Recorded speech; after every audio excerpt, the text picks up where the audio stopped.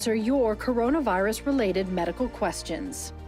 Because 11 Alive is where Atlanta speaks.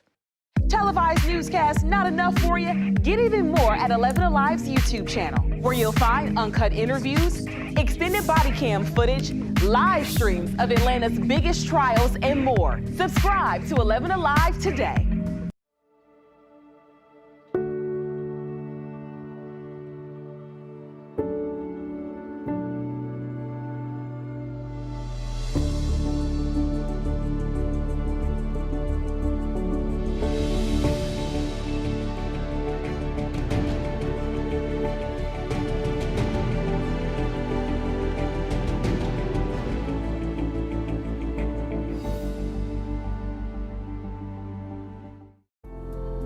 In times of great uncertainty, some things become more clear. The things we take for granted, the people we depend on daily. Here at 11 Alive, we'd like to say thank you. First responders, medical staff, sanitation workers, truck drivers, postal workers, and every brave Georgian doing their part to make a difference. We see you, we hear you, and we appreciate all that you do. Let's start with a viral message going around. Quote, vast majority of people who died had ibuprofen Advil in their system. This message is fake. We just bought 20 dust masks for $97. Are you doing this to help people, or are you doing this to make money, or both? Both. Take this email sent to the Verify team. Is it safe to have your house cleaned by outside workers? The best practice is to limit guests to emergencies only.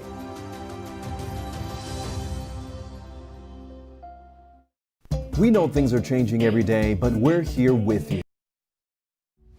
11 Alive News Primetime on the ATL starts now.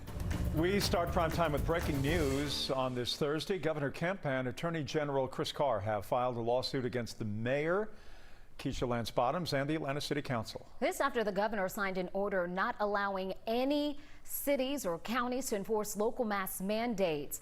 Governor Kemp's office sent us this statement saying this lawsuit is on behalf of the Atlanta business owners and their hardworking employees who are struggling to survive during these difficult times. These men and women are doing their very best to put food on their table and their families, for their families rather, while local elected officials shutter businesses and undermine economic growth. It goes on to say, just like sending in the Georgia National Guard to protect those living in our capital city from crime and violence, I refuse to sit back and watch as disastrous policies threaten the lives and livelihoods of our citizens. We will fight to stop these reckless actions and put people over pandemic politics. Mayor Bottoms responded in a series of tweets. The first one says 3,104 Georgians have died, and I and my family are amongst the 106,000 who have tested positive for COVID-19. Meanwhile, I have been sued by Governor Kemp for a mask mandate. A better use of taxpayer money would be to expand testing and contact tracing. Now, the second tweet says reading is fundamental. Governor Kemp is suing Atlanta over recommended guidelines. But there are a lot of questions, particularly when it comes to stores that require customers to wear masks. Publix, Walmart, Kroger, Target, CVS, Kohl's all announcing within the last week that they are mandatory if you want to get in the store. Now, the governor actually had a chance to address the confusion today and the criticism from people saying that the state is ignoring the alarming data about the surge in cases. Here's Doug Richards with what the governor said and with what he did not. Governor Kemp was at Wellstar Kennestone Hospital in Marietta, where he signed several pieces of health care legislation. It came just a day after he issued an order that explicitly overturns requirements in Savannah, Atlanta, and elsewhere for masks in public places and other new restrictions. But when asked to stop and talk about the ongoing statewide public health crisis, the governor retreated with his security detail. I find very little value in anything coming from the governor's office. Which may have been fine with one of the owners of an East Atlanta Village restaurant called Argosy. In recent weeks, Argosy closed, then opened for takeout, then opened its patio for table service. This week, it closed the patio as conflicting guidelines have come from the city of Atlanta and the state of Georgia. We had already decided that it was too unsafe for our staff and guests to be even in that close proximity. Armando Celentano says he's inclined to follow the guidance of Mayor Keisha Lance Bottoms, who reissued an order that calls for the closing of restaurant dining rooms as well as mandating masks. Bottoms spoke about it this afternoon. That advice is very clear, that if you want to protect yourself and your customers, you should wear a mask. I believe that our city mask ordinance, and I believe those across the state, are defensible, that our policies are enforceable and they stand. Well, today, Georgia reported an additional 3,441 new coronavirus cases, the fifth highest increase to date. That brings our total number of cases to 131,000. More than 3,100 people have died. Hospitalizations also continue to rise. Since yesterday, Georgia had 244 new hospitalizations. More than 14,000 people have ended up in the hospital here in Georgia since the pandemic began. Today, there are more than 2,800 COVID patients in need of serious medical care. That number still below April's peak, but causing concern for ERs and ICUs. DeKalb County among those seeing some big spikes in cases over the past couple of weeks, and this weekend New Birth Missionary Baptist Church will be offering free testing. Latasha Givens spoke to the senior pastor about why this is so significant. For the first couple of months, DeKalb County's numbers were relatively steady, but in recent weeks, those numbers have begun to rise. As of Thursday afternoon, the State Department of Public Health recorded 9,165 cases of COVID-19 in DeKalb County since the pandemic started. DeKalb has the third highest rate of infection in our state. We have not had access to care or to testing. Senior Pastor Jamal Bryant with New Birth Missionary Baptist Church says they're working to change that by partnering with MAJL Laboratories to offer free testing again this Saturday. He says it's crucial in a county where African Americans make up more than half of the population. CDC data shows minorities are more likely to be infected due to long-standing systematic health and social inequities. So far, the church has helped at least 6,000 people get tested for free. I think that the numbers wouldn't be as high if the governor had not opened the state prematurely. Bryant uses New York State as an example of how a mask mandate and tougher restrictions can help reduce cases over time. The state went from a hot spot early in the pandemic now to only avoiding surges seen in other states like Georgia.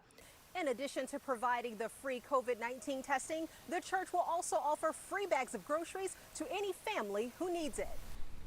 Two of the Metro's largest school districts announcing today that they will begin the upcoming school year with virtual learning only. Our Joe Hinkie has the latest on which school districts are telling students to stay home while others are still planning to open their classrooms.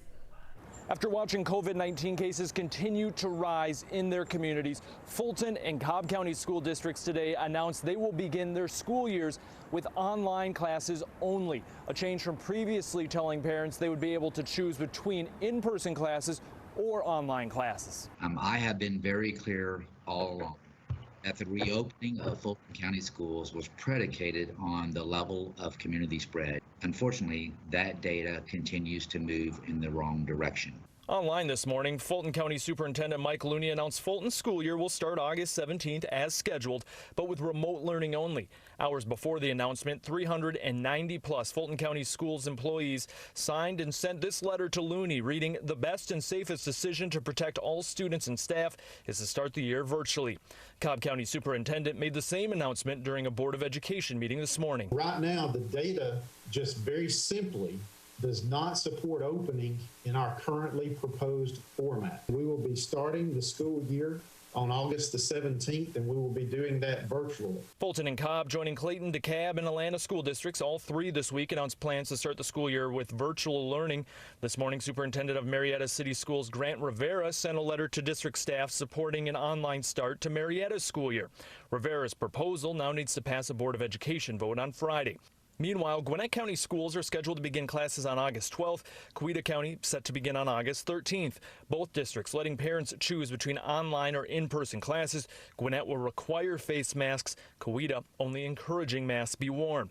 Cherokee County is expected to begin the earliest on August 3rd. Parents again can pick online or in-person classes with masks encouraged, not required.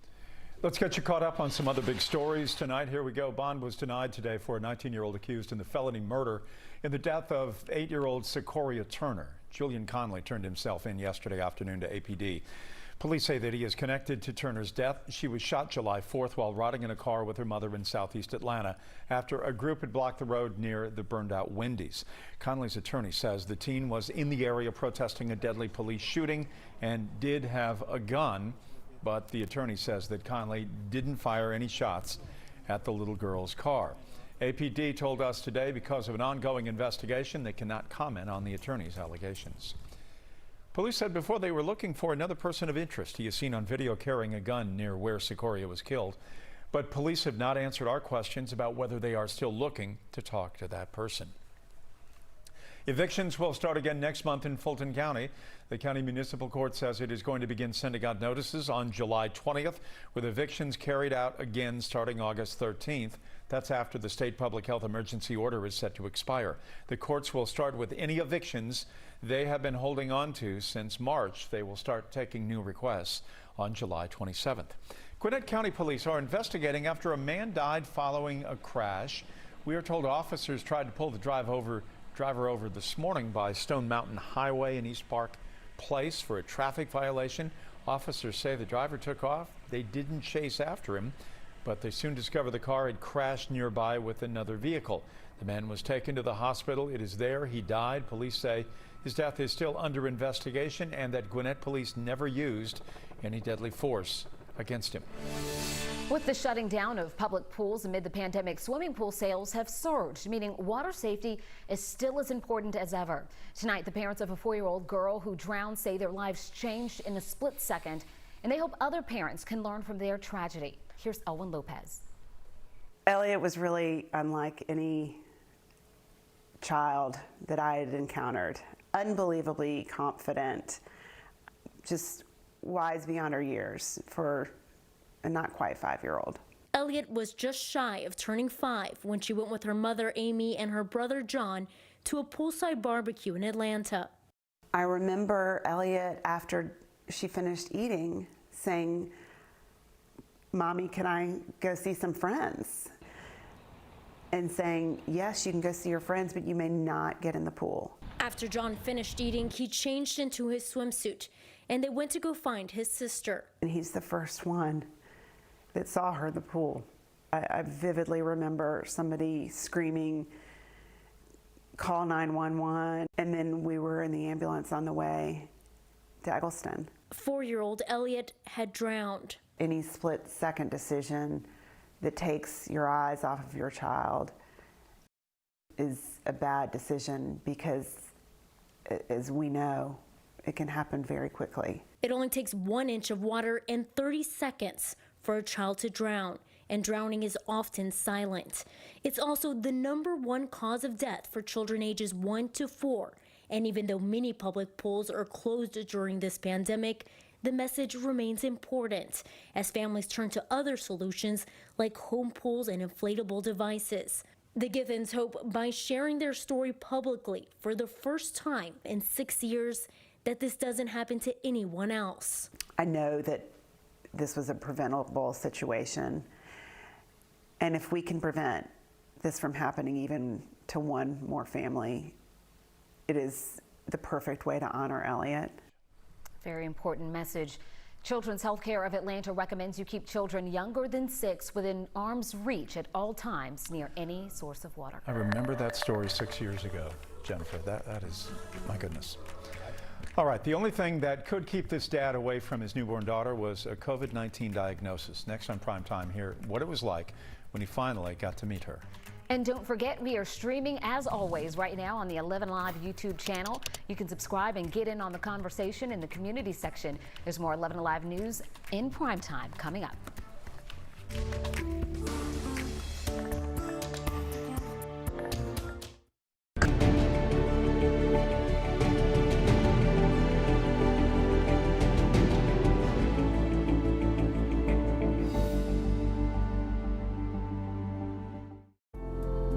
In times of great uncertainty, some things become more clear. The things we take for granted, the people we depend on daily. Here at 11 Alive, we'd like to say thank you First responders, medical staff, sanitation workers, truck drivers, postal workers, and every brave Georgian doing their part to make a difference. We see you, we hear you, and we appreciate all that you do. Let's start with a viral message going around. Quote, vast majority of people who died had ibuprofen Advil in their system. This message is fake. We just bought 20 dust masks for $97. Are you doing this to help people or are you doing this to make money or both? Both. Take this email sent to the Verify team. Is it safe to have your house cleaned by outside workers? The best practice is to limit guests to emergencies only.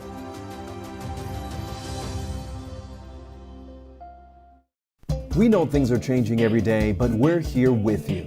Continuous COVID-19 coverage during prime time. We're committed to giving you facts, not fear, on 11 Alive News Primetime, weeknights from 8 to 11 on WATF. There are everyday actions to help prevent the spread of respiratory diseases. Wash your hands. Avoid close contact with people who are sick. Avoid touching your eyes, nose, and mouth. Stay home when you are sick. Cover your cough or sneeze. Clean.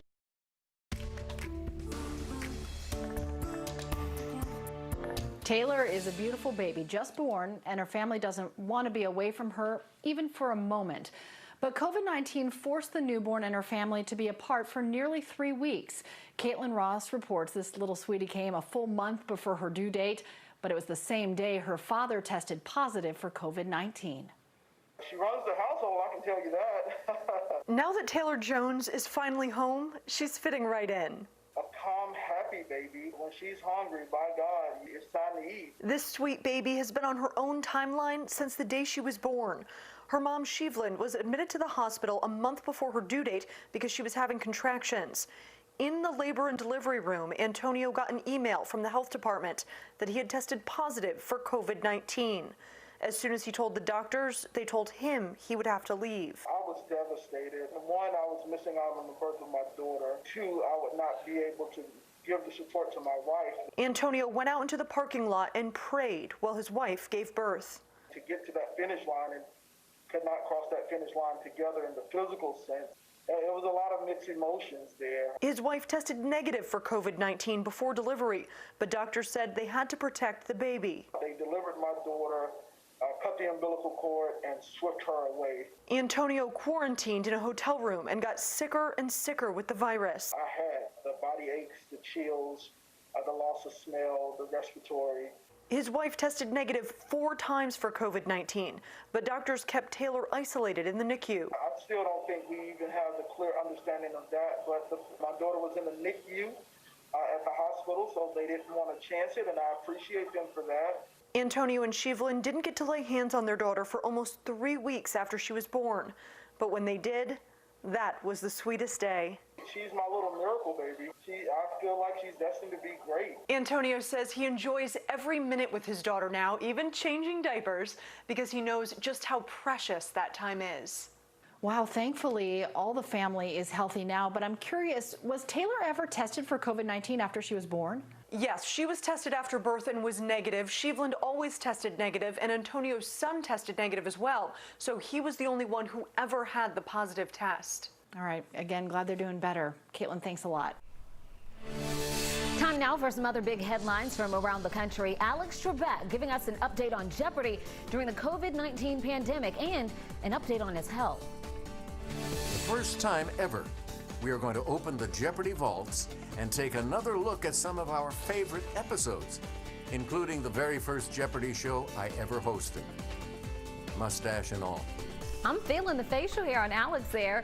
Well, that is right. Jeopardy is bringing back some of its most popular episodes as they wait until it's safe to return to the studio. They are expected to start airing July 20th.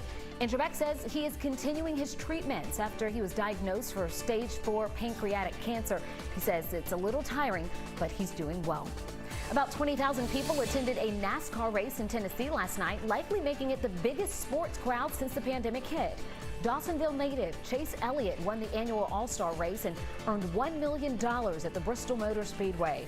The track has the green light from NASCAR and local governments to sell up to 30,000 tickets in a venue that normally seats up to 140,000. The audience was required to seat themselves away from others. And Twitter trying to recover from a massive hack of major accounts like that of former President Barack Obama, Bill Gates, and Kim Kardashian. Bitcoin scammers apparently compromised some of the platform's highest profile accounts for hours yesterday. Many of the hijacked accounts told people to submit Bitcoin payments to a single account, promising to double their money. And they got tens of thousands of dollars in it all. Twitter prevented some verified accounts from tweeting last night as it investigated the hack. Experts say this raises concerns about the platform's readiness for future attacks less than 4 months ahead of the election. Newly released body camera video is revealing more about the last moments of George Floyd's life in Minneapolis. In the new video, Floyd says the words "I can't breathe" nearly 30 times. Authorities won't let anyone broadcast the video, only letting people see it in person. But NBC News reports that at one point Floyd says he can't breathe, and the former police officer Derek Chauvin responds that he should stop talking because it takes up oxygen. Chauvin is now charged with second-degree murder and manslaughter in Minnesota. Wednesday, George Floyd's family filed a wrongful death civil lawsuit against the officers and the city of Minneapolis.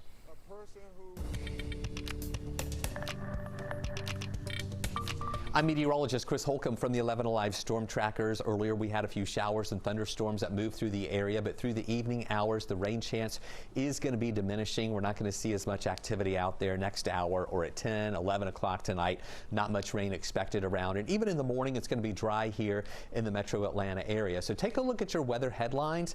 It is going to remain hot and humid. We had a high temperature today that made it up into the lower 90s, and with the heat index it felt like mid and upper 90s. And it's going to stay hot and humid for the next few days. And with that heat and humidity, we will have a few isolated afternoon storms that develop. But the rain chances on Friday, we're actually going to be at only 20%. Then we go back to 30% on Saturday and Sunday with just a few more of those around. And we're going to hold on to more of those 90s ahead. And it's even going to feel even hotter when you factor in the humidity. So we're watching these temperatures still in the upper 80s, falling into the lower 80s at 10. And I think we'll be in the 80s through at least 11 o'clock. And then at midnight, 79, falling into the mid 70s in the morning. So it's going to be another mild, muggy start early in the morning as well. So on the wazometer for your Friday, we're going to go within 8. This is our scale from 1 to 11, where an 11 is a perfect day. Mild start at 74, and then we get up to 93 in the afternoon, and there will be enough humidity around that'll make it feel more like the upper 90s, even close to the triple digits in some spots. So tonight, we've been watching those showers that are diminishing, and then as we get to the 10 o'clock hour, overnight, no rain around. In the morning, it's going to be a dry start, and then once we get into the afternoon, a few more clouds develop in Atlanta, and in the mountains, maybe just a couple little showers developing at lunchtime. But as you can see in the afternoon tomorrow, our rain chances are not going to be that high. We're not going to see a widespread coverage of showers around, only about a 20% chance that you'll get hit by a shower. Then on Saturday, it's another dry start, but once we get into the afternoon hours, the rain chance is coming up a little bit. Instead of 20%, we'll be at about a 30% chance for scattered showers. We'll watch some of those that may have some thunder and lightning in association with them, but we don't think that we'll see anything severe coming out of that. So as you can see, we'll advance through Friday, not a huge rain chance there, and into Saturday, about a 30% chance for showers. Sunday, again, spotty activity out there at about 30%. Once we get into next week, though, we will see the rain chances coming up, especially on Tuesday and Wednesday. We're going to see about a 50% chance for showers on both of those days. Temperatures, though, are still going to be really warm into the 90s. So expect 93 Friday, 20% chance for a shower, 30% chance Saturday, Sunday, and Monday. But look at those temperatures. 94 Saturday, 95 Sunday, 93 on Monday, with the heat index close to the triple digits or maybe even above the triple digits, especially on Sunday. Then there's that 50% chance for showers Tuesday and Wednesday with highs in the lower 90s, holding in the lower 90s Thursday with the rain chance going down to about 40%. Next on Primetime, we are asking that burning question, if you will. Can cranking up the AC put you at a risk for coronavirus? To 11 on WATF. There are everyday actions to help prevent the spread of respiratory diseases. Wash your hands. Avoid close contact with people who are sick. Avoid touching your eyes, nose, and mouth. Stay home when you are sick. Cover your cough or sneeze. Clean and disinfect frequently touched objects with household cleaning spray. For more information, visit cdc.gov/COVID-19. This message brought to you by the National Association of Broadcasters and this station.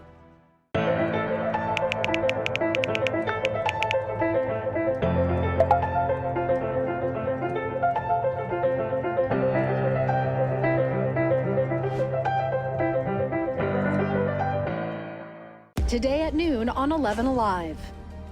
We are seeing that lack of smell or altered taste can be a symptom. We answer your coronavirus-related medical questions. Because 11 Alive is where Atlanta speaks. Televised newscasts not enough for you? Get even more at 11 Alive's YouTube channel, where you'll find uncut interviews, extended body cam footage, live streams of Atlanta's biggest trials, and more. Subscribe to 11 Alive today.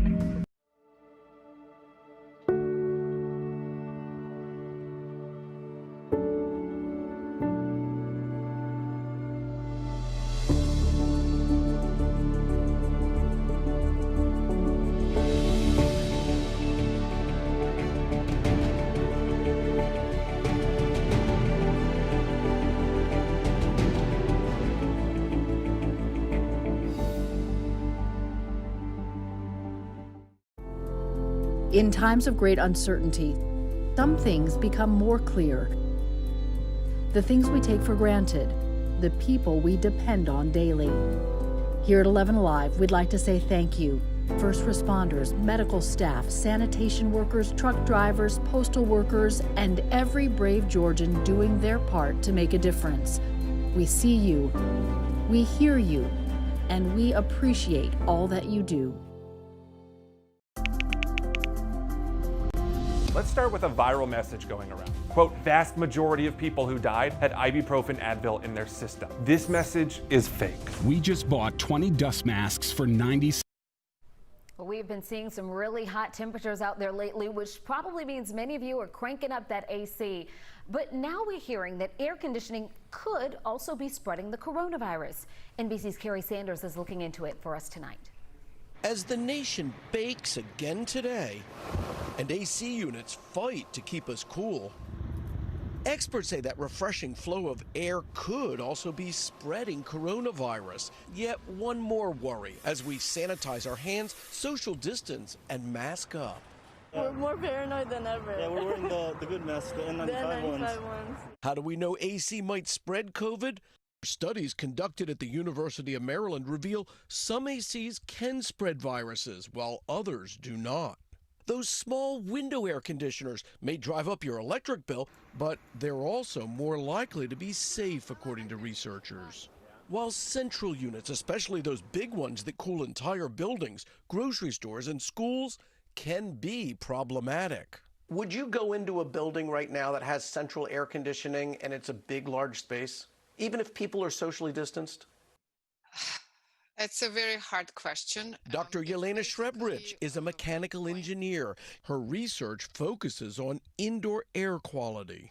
Air conditioning system that has a lot of fresh air, or it's cleaned through a very efficient filters, would be safe for you. If you are in the space where the air is not very fresh and clean, you would be being exposed to coronavirus potentially if somebody in the environment has it.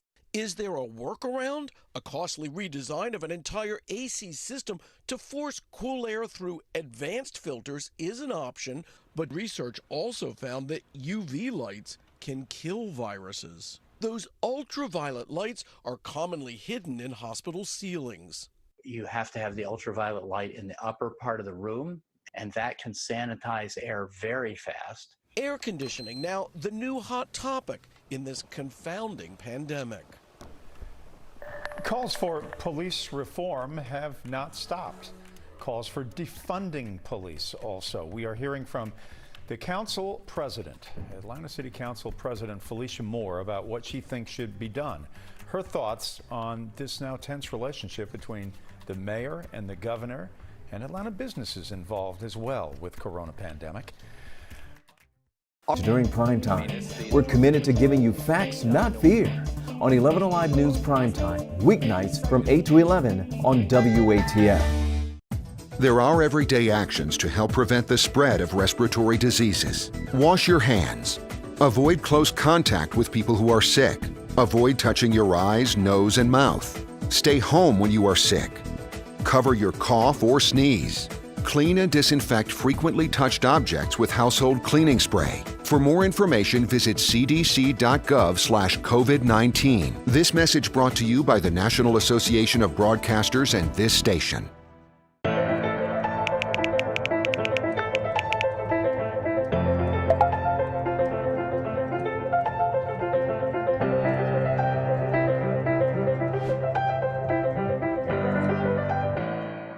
Today at noon on 11 Alive. We are seeing that lack of smell or altered taste can be a symptom. We answer your coronavirus-related medical questions. Because 11 Alive is where Atlanta speaks. Televised newscasts not enough for you? Get even more at 11 Alive's YouTube channel, where you'll find uncut interviews, extended body cam footage, live streams of Atlanta's biggest trials, and more. Subscribe to 11 Alive today.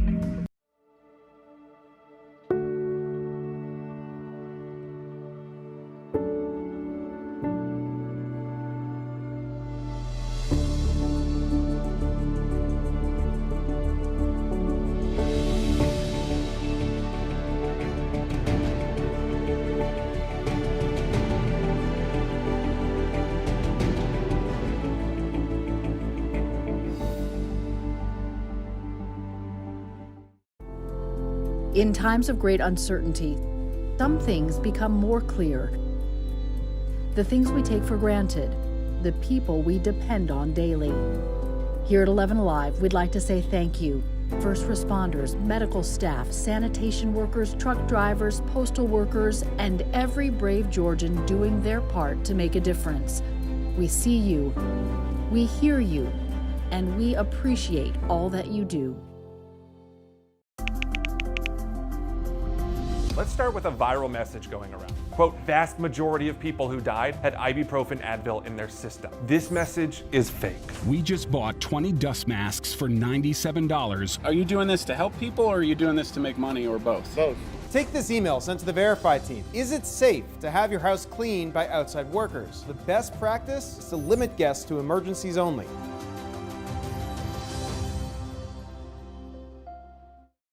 We know things are changing every day, but we're here with you. Continuous COVID-19 coverage. Calls for police reform, plus the tension between Atlanta Mayor Keisha Lance Bottoms and Governor Brian Kemp. Atlanta City Council President Felicia Moore addresses all of it and more. I spoke with her earlier this week. Are you concerned about our city?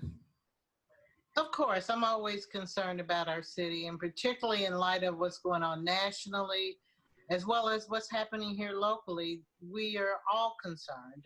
We want, particularly on the public safety end, people want to feel safe, and we want to make sure that our police department is operating at its full efficiency and with high morale. So yeah, we're all concerned. Who is running APD right now? Is it the mayor? Is it the interim chief? Is it city council? Who's in charge? Who's calling the shots? Well, based on the way our government operates, the executive branch runs the day-to-day operations of the city, headed by the mayor, and the police officers are under the command of, right now, interim chief Bryant. And so they, in conjunction with each other, and I'm sure they collaborate on things, are the ones that are operating the police department. You've been listening to so many residents talking about defunding the police department, about issues of reform. You've had all kinds of hours to listen. Are we moving too fast on this issue? It's taken generations to get where we are in terms of policing, yet there is this cry now, and it's become very popular to defund police. But where are we going? Is there an ambiguity here? I mean, we're talking about very, very big American cities like Atlanta that are violent, that need public safety. Well, and I think that, first of all, the defund the police is one without a definition. And so different people think of it in different ways, but I think all people agree that our policing and how we do it in this country and in our city can be reformed. And some of that may take resources. It may take funding in terms of additional training, more community engagement, that kind of thing. The council has grappled with it. And at this point, the council has not touched the police department's budget at this point. But what they have touched and what they are working on is working on those reform measures and getting them going. It's being done by the executive branch as well as the council. What do you think it should look like? What do you think policing should look like? And again, there's a certain ambiguity asking that question. Nobody really knows what that means. Is that more social workers? Does that money go directed toward trying to diffuse things without policing? It's very difficult to understand exactly what it means. Well, again, that means different things to different people, but reform to me looks like first starting to look at the culture of policing. And that's a difficult lift, making some culture changes. I would love to see it look like how we engage citizens as you look at some videos on how they do it in other countries, some of them unarmed. I'm not suggesting that they all have to be unarmed. But one thing that I noticed in those instances is it took more patience and more time from the police to subdue someone or to get them to comply. And so that is some of the things I would love to see at the one end be the ultimate thing that we do. But in between, I think we've got to come to some agreement. And that is with the public agreeing, it's what is the level of force that we can use? And particularly, what is the level of force that is acceptable to the public when someone does not comply and they resist arrest? And that's usually where you find the force come in. And then what type of force do we want our officers to use? I think that's the first thing. Well, you talk about force. I mean, it's really a wake-up call when you see all the shootings we had over the 4th of July weekend. And you look at that and you go, well, okay, great. We like the idea of social workers. We like less force. But then you see that violence and you go, whoa, wait a minute. You can't necessarily have it both ways, or can you? Well, I don't think that, I think there's got to be a middle ground. And again, that's saying what is socially acceptable? What can people accept? And what do people do? Because, you know, I was up to 4 a.m. on the 4th. And people were shooting me videos and texts. And the things that I was seeing were assaults upon people as well as police officers. And so we've got to figure out a way because, you know, I know one video I saw in Zone 3 where people were shooting fireworks at police officers. And they're standing there taking it and brushing off embers from fireworks. And then I saw a light and they were shooting lasers in their eyes. You can permanently damage someone's eyes or blind them. And so, you know, that's not acceptable to me. On the other end of that, take off their uniforms, they're human beings. People shouldn't be assaulted. So we've got to agree on our rules of engagement, how we engage each other, how we engage the police, and what happens when a police has someone who is resisting arrest, what level of force will the public accept? You've been talking about morale of police. You've been talking about APD. Paul Howard is immersed in a runoff August 11th. Does he need to go, in your estimation? Well, I don't want to get into, because he's running for office, a political speech about that. But I will say that our morale of our police officers, people are saying it's low. When I'm talking to officers on all levels, there's no morale. And it starts with some actions that were taken at the city and have been exacerbated by actions that are taken by the DA. And I think that he's saying he's not doing it for political reasons, but whatever reasons he's doing it, it is not helping with the morale of our police officers. They are not engaging people because they're fearful they're either one, going to be fired from the city, or two, be charged by the DA. So that is a part of it. If you are an officer, you've got a family to feed and you're trying to just make it, you're fearful of having those interactions with the public that may come to a part of having to subdue someone because you're not sure that if you do that, you're going to be charged. You know, when you look at the history of Atlanta, you always see a sort of symbiotic relationship between the mayor, the governor, and business. Now you're seeing a deep division between Mayor Bottoms, Governor Kemp, and as far as Atlanta business goes, you know, the days of Robert Woodruff and Don Keogh and Ivester and all of these people that we knew so well at Coca-Cola, I'm going to guess the majority of people couldn't even name who leads Coca-Cola these days. I don't even know if he lives here. The role of business has changed. Would you agree with that? And is that a great concern for us in Atlanta as we go forward? Well, I'm not sure that the role of business has changed. I know that, you know, those leaders always find a way to have access to those in power and to reach out and to share their concerns. And in terms of the role between the mayor and the governor, you know, we've enjoyed great relationships, the city with the governor's office, and we've had times like now when it's contentious. I believe that the mayor is doing it in the vein that she believes that this COVID-19 pandemic is serious and people are hurting, and that she wants stronger measures. And so they're just sort of fighting that out. Is Atlanta in big trouble as it relates to the pandemic because of falling tax revenues? And I guess part of that question is how far have revenues fallen, and how do we keep services going on in Atlanta if the money is not there? And that's a good question. I just was on another call and I made this statement to people that I strongly believe in. I'm one that's been a fiscal watchdog for a city government for a long time, that we're going to have to go back and revisit our budget at some point, unless things get better, and they're predicting that they're not getting better. There was just an article that's come out that talked about our bond ratings being reduced for Atlanta Fulton County Recreation Authority, which did bonds for the State Farm Arena, the reduction in the bond rating for the Mercedes-Benz Stadium, which is held up by hotel motel taxes. All of these things are things that every city, but in particular Atlanta, is going to have to grapple with, because the budget that the council just passed did not really take that into account, and eventually we're going to have to deal with it. When I think about the history of this city, I always think about council presidents and mayors duking it out a little bit, mixing it up. Is your relationship with Mayor Bottoms healthy, and is it in the vein with the tradition of this city that that's how business is done on these fronts?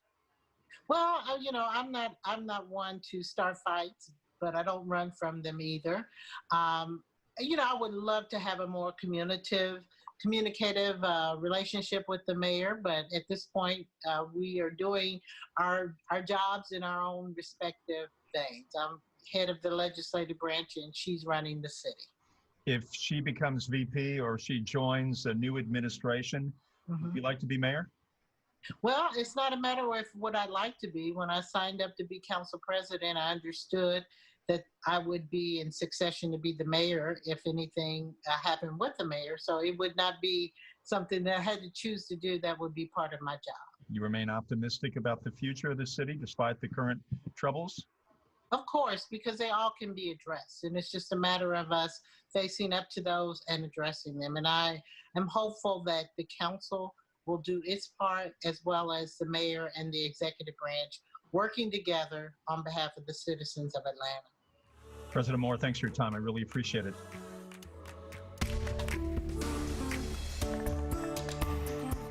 With a viral message going around. Quote, vast majority of people who died had ibuprofen Advil in their system. This message is fake.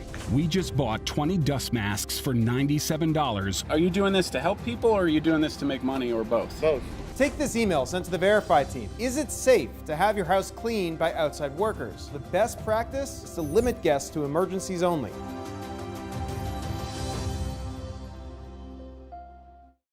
We know things are changing every day, but we're here with you. Continuous COVID-19 coverage during prime time. We're committed to giving you facts, not fear. On 11 Alive News Primetime, weeknights from 8 to 11 on WATF. There are everyday actions to help prevent the spread of respiratory diseases. Wash your hands. Avoid close contact with people who are sick. Avoid touching your eyes, nose, and mouth. Stay home when you are sick. Cover your cough or sneeze. Clean and disinfect frequently touched objects with household cleaning spray. For more information, visit cdc.gov/COVID-19. This message brought to you by the National Association of Broadcasters and this station.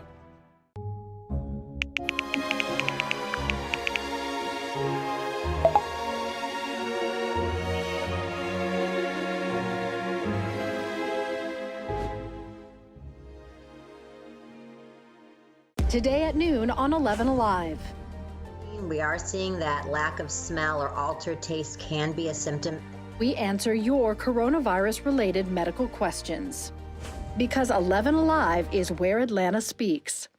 Televised newscasts not enough for you? Get even more at 11 Alive's YouTube channel, where you'll find uncut interviews, extended body cam footage, live streams of Atlanta's biggest trials, and more. Subscribe to 11 Alive today.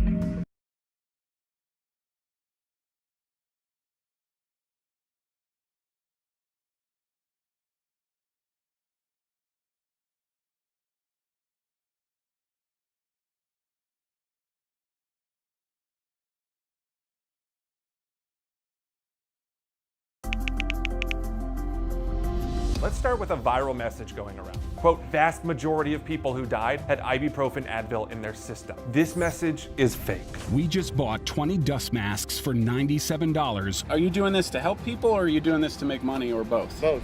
Take this email sent to the Verify team. Is it safe to have your house cleaned by outside workers? The best practice is to limit guests to emergencies only.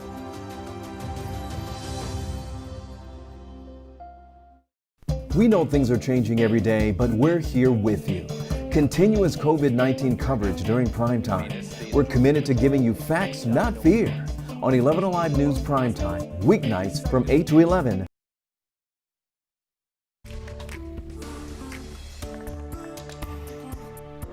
Tonight, we are verifying claims that the COVID-19 pandemic was predicted nearly a decade ago. It's circling on social media as more states put restrictions back into place. Jason Puckett is sorting through the facts. Let's start with the claim that this lockdown was planned more than 10 years ago in the, quote, Rockefeller document. Now, there are a lot of claims in these posts.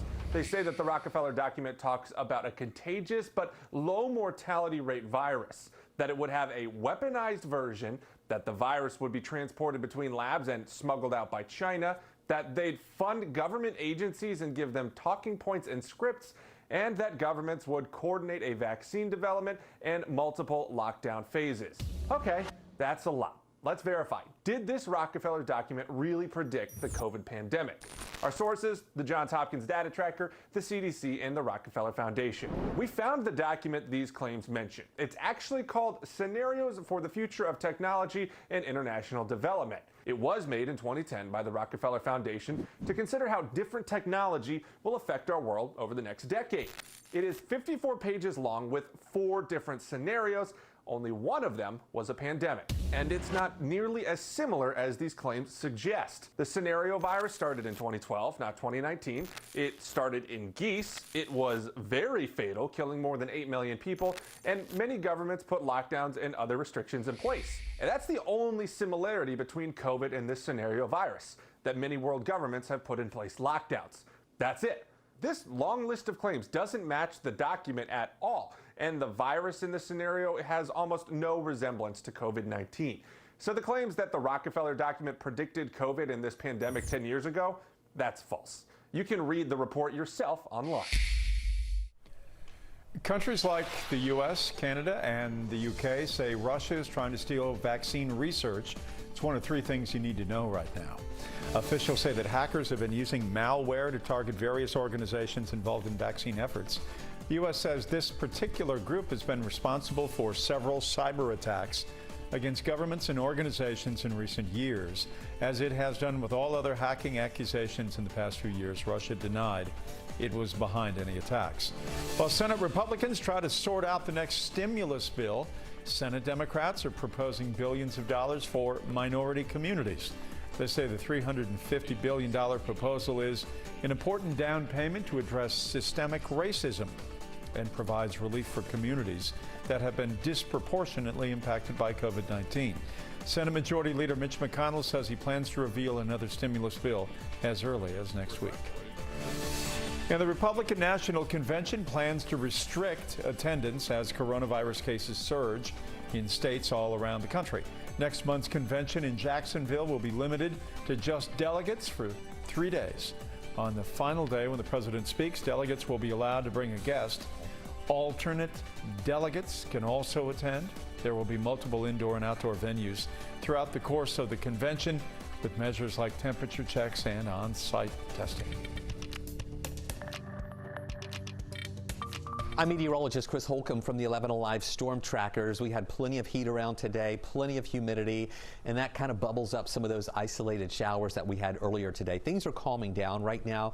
I want you to take a look at our moisture map, and this is where you can see here the more moist air is when you start getting into the yellows, oranges, and reds. The blues is where it's a little bit dry. And if you'll notice here, tonight we're dealing with dew points that are in the upper 60s, so that is humid, but it's not really oppressive. And through the weekend, we'll have dew points in the upper 60s to lower 70s, and really not a lot of moisture around, but just enough to give us the humidity to make it feel a lot hotter out there. And once we go through the day on Saturday, we're going to see the rain chances that'll come up to about 30%. So on Friday, only about a 20% chance for a shower.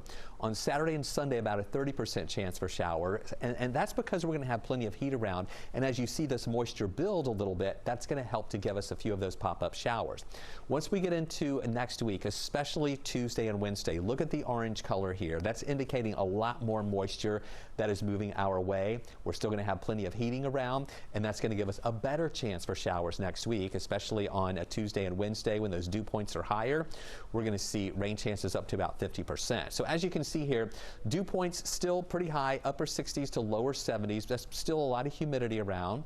But then into next week, Tuesday and Wednesday especially, that's when those dew points are going to be higher, and that's going to translate to more of those rain chances that'll be moving up. Now, something else that we have to watch is with that heat and humidity will be the heat index, and that's how it feels to your body. Your body has to work harder to cool itself down when there's a lot of humidity around, because the sweat, your air conditioner of your body, won't evaporate as quickly when there's a lot of humidity around. So your body has to keep working. So on Friday, heat index will be around 97.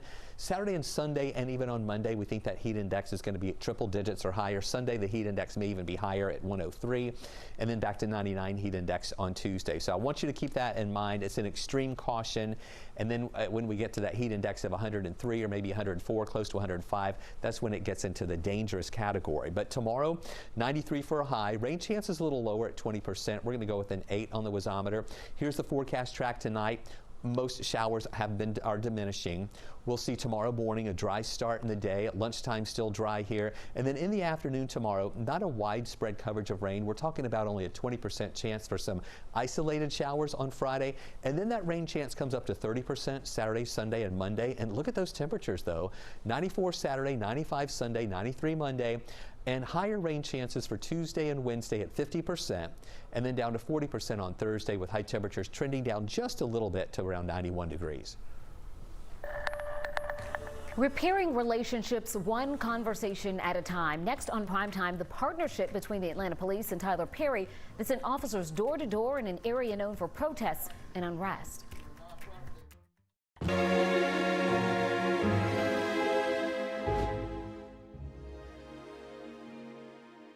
Today at noon on 11 Alive. We are seeing that lack of smell or altered taste can be a symptom. We answer your coronavirus-related medical questions. Because 11 Alive is where Atlanta speaks. Televised newscasts not enough for you? Get even more at 11 Alive's YouTube channel, where you'll find uncut interviews, extended body cam footage, live streams of Atlanta's biggest trials, and more. Subscribe to 11 Alive today.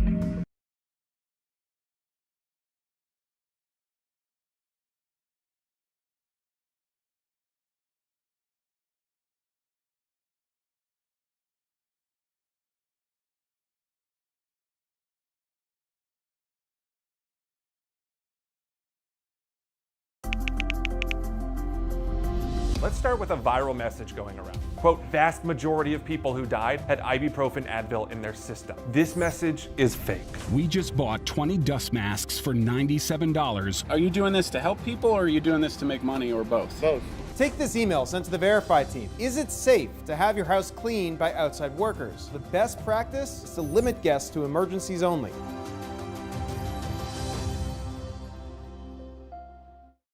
We know things are changing every day, but we're here with you. Continuous COVID-19 coverage during prime time. We're committed to giving you facts, not fear.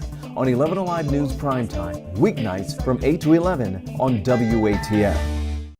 There are everyday actions to help prevent the spread of respiratory diseases. Wash your hands. Avoid close contact with people who are sick.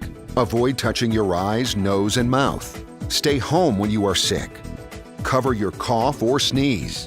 Clean and disinfect frequently touched objects with household cleaning spray. For more information, visit cdc.gov/COVID-19. This message brought to you by the National Association of Broadcasters and this station.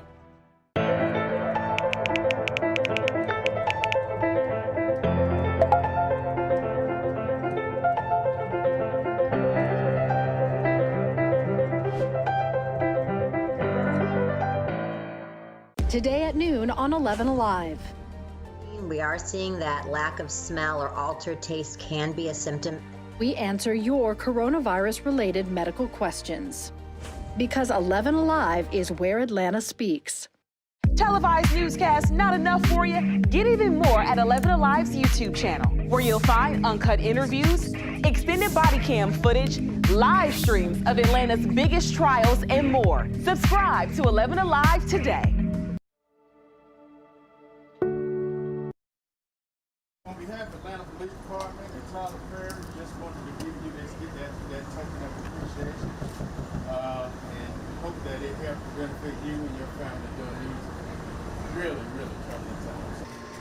Talk about a way for Atlanta police to connect with the community. Today, police officers went door to door in the area around University Avenue, the center of weeks of protests and unrest, handing out 1,000 Kroger gift cards worth $50 apiece.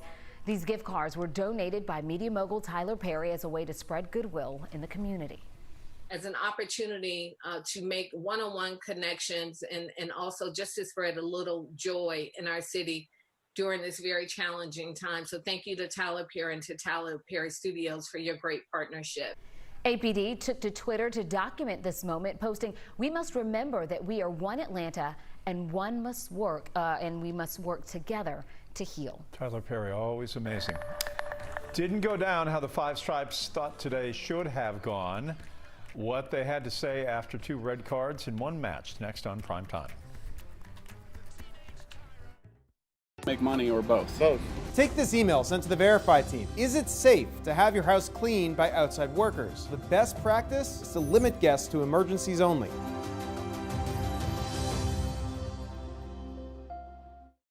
We know things are changing every day, but we're here with you. Continuous COVID-19 coverage during primetime. We're committed to giving you facts, not fear. On 11 Alive News Primetime, weeknights from 8 to 11 on WATF. There are everyday actions to help prevent the spread of respiratory diseases. Wash your hands. Avoid close contact with people who are sick.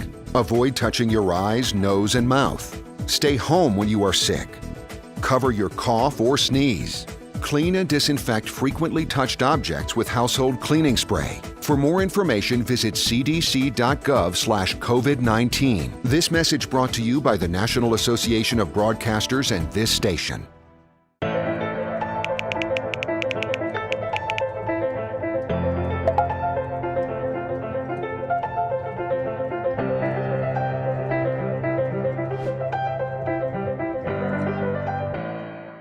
Today at noon on 11 Alive.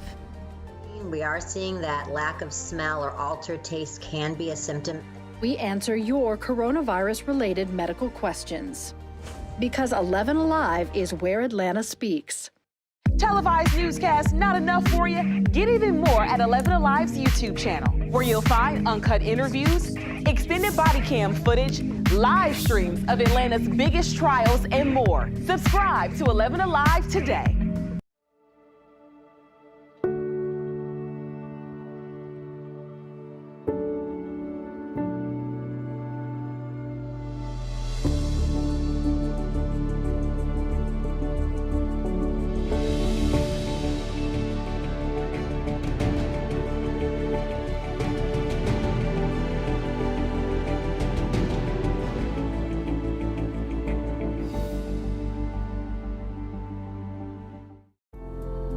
In times of great uncertainty, some things become more clear.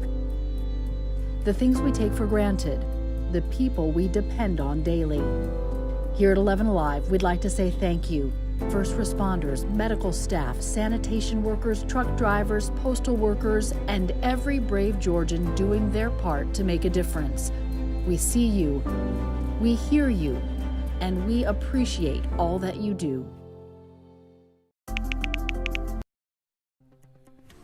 Before the pandemic break, Atlanta United looked like they would be a force to be reckoned with, even with Joseph Martinez out because of injury. Now, after 2 games of the MLS is Back tournament, their hopes for another cup have virtually vanished, gone, kaput. A dreadful 9 a.m. start against FC Cincinnati, which nobody was happy about. The game's lone goal came in the 76th minute for FC Cincinnati, a terrific shot. Now, because of 2 red cards, they played most of the match with a man down, and any last-second effort was thwarted because of this kick from J.J. Williams. And Atlanta loses 1-0, 0 points, 0 goals. The Five Stripes know they can and must do better.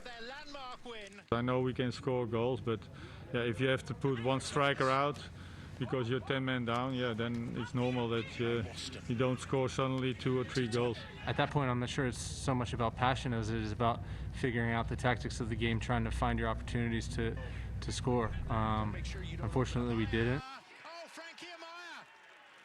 Couldn't be more excited. We're going to celebrate this one for sure. And yeah, we'll take that $1 million back to Georgia, why don't we?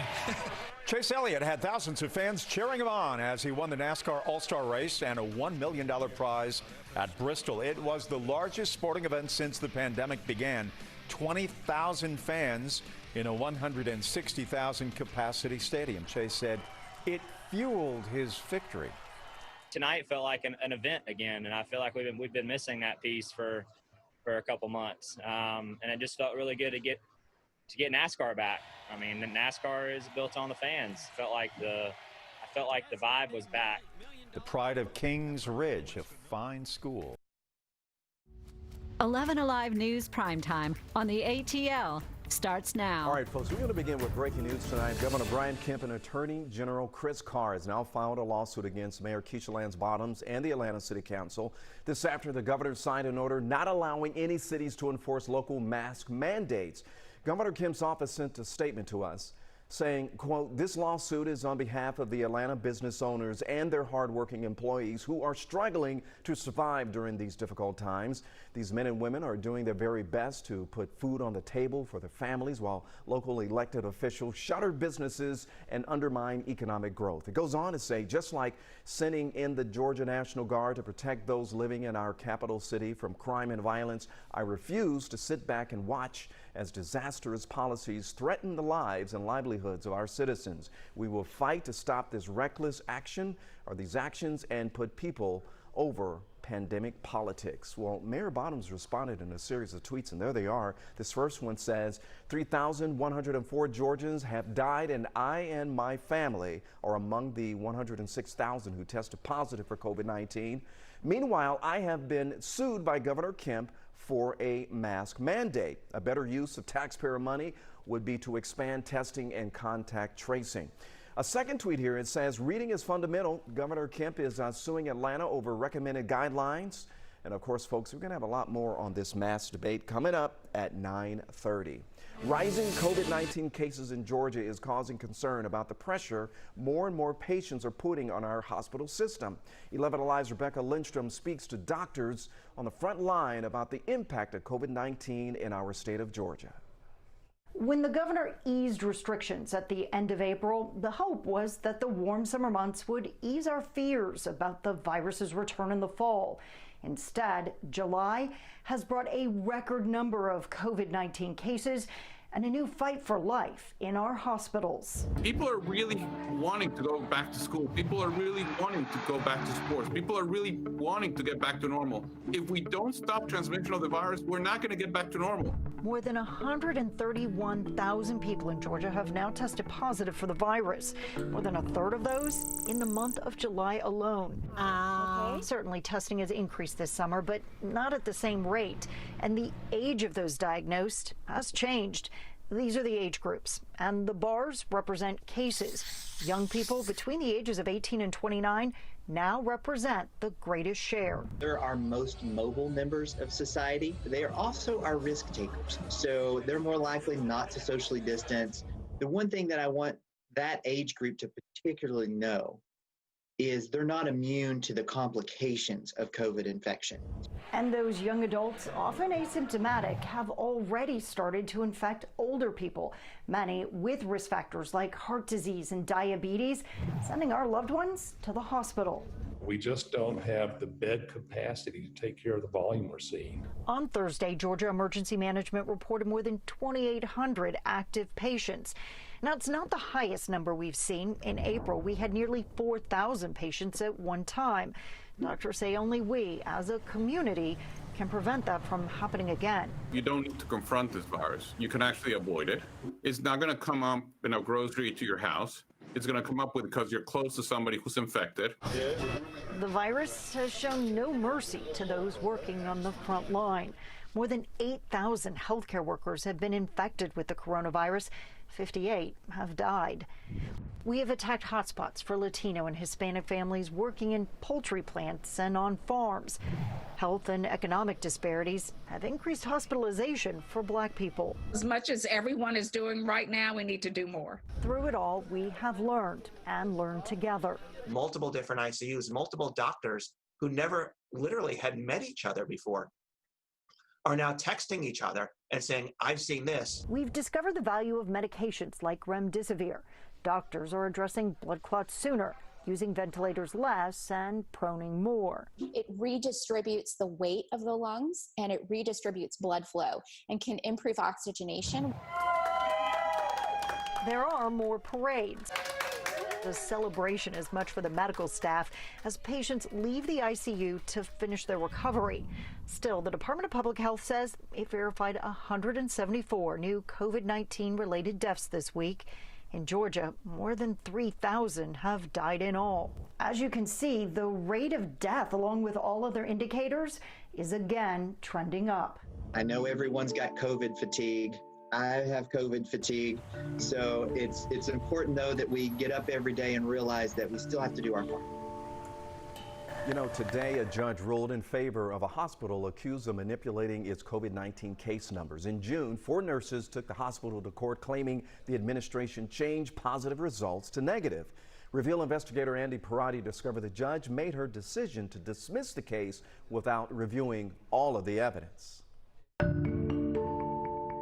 Claims of a COVID cover-up involving Landmark Hospital in Athens dismissed by a judge Thursday morning. Victor Moldovan is the hospital's attorney. We were very satisfied with the judge's decision. We think she made the right decision. In June, 4 nurses claimed the hospital created a scheme to hide its COVID infections by retesting positive patients until it got a negative result.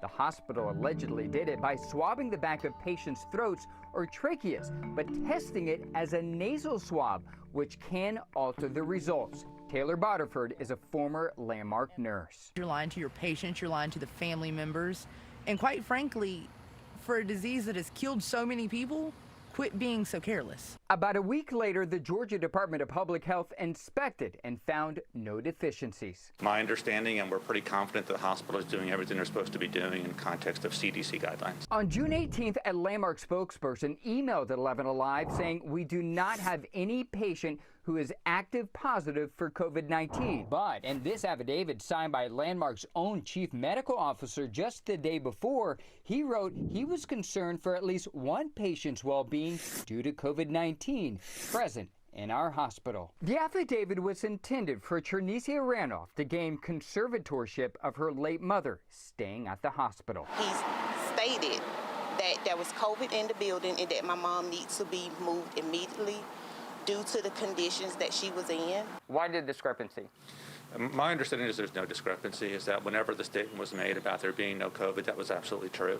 Natalie Woodward is an attorney representing the nurses and plans to appeal the ruling. I think the judge is wrong. I think that as medical practitioners, these nurses have a duty to these patients. They have a duty to the community. But ultimately, the Court of Appeals will decide if that's accurate or not. The judge provided no explanation for dismissing the case. The attorneys for the nurses believe it was likely done on procedural grounds and not evidence, because the judge declined to hear any of the witness testimony from the nurses or audio recordings that they believe support their claims. The hospital declined to discuss its testing procedures with 11 Alive, but claims it has no known COVID-19 patients. I'm meteorologist Chris Holcomb from the 11 Alive Storm Trackers on, talking with about almost 300 people on Facebook right now. You know, I was off the past few days, so I haven't done a Facebook Live in a while. You can see my phone right here at the corner of your screen, and we're having a good conversation. A lot of folks are saying that it's just too hot. So we've been talking about the temperatures that we've been dealing with in June that were actually a little bit below the average, and now in July we're a little bit above average so far for this year. And today, you know, we had plenty of the heat and humidity around, but we haven't really seen a lot of rain. I mean, we have had some showers, and some of those were heavy with thunder and lightning, but it really wasn't, excuse me, wasn't widespread, just mainly isolated showers that have been moving through. The strongest one we had just within the past couple of hours here, this is a 2-hour loop, we had this cell that developed. I know it looks small down here in Heard County, but it really ramped up with 40 to 50 mile an hour winds, some heavy rain, thunder, and lightning. Now that it's moving up into the southern parts of Carroll County, it is falling apart. We had some other showers earlier tonight, 5 and 6 o'clock, as we were tracking these for you. This is a 6-hour loop that shows those storms coming from the south and east to the north and west, and then those kind of fell apart up in parts of Cherokee County as well. And then elsewhere around North Georgia, not much going on. We're pretty much going to be drying out for the rest of the evening hours tonight, and then tomorrow it's going to be hot and humid once again. Take a look at the bigger picture.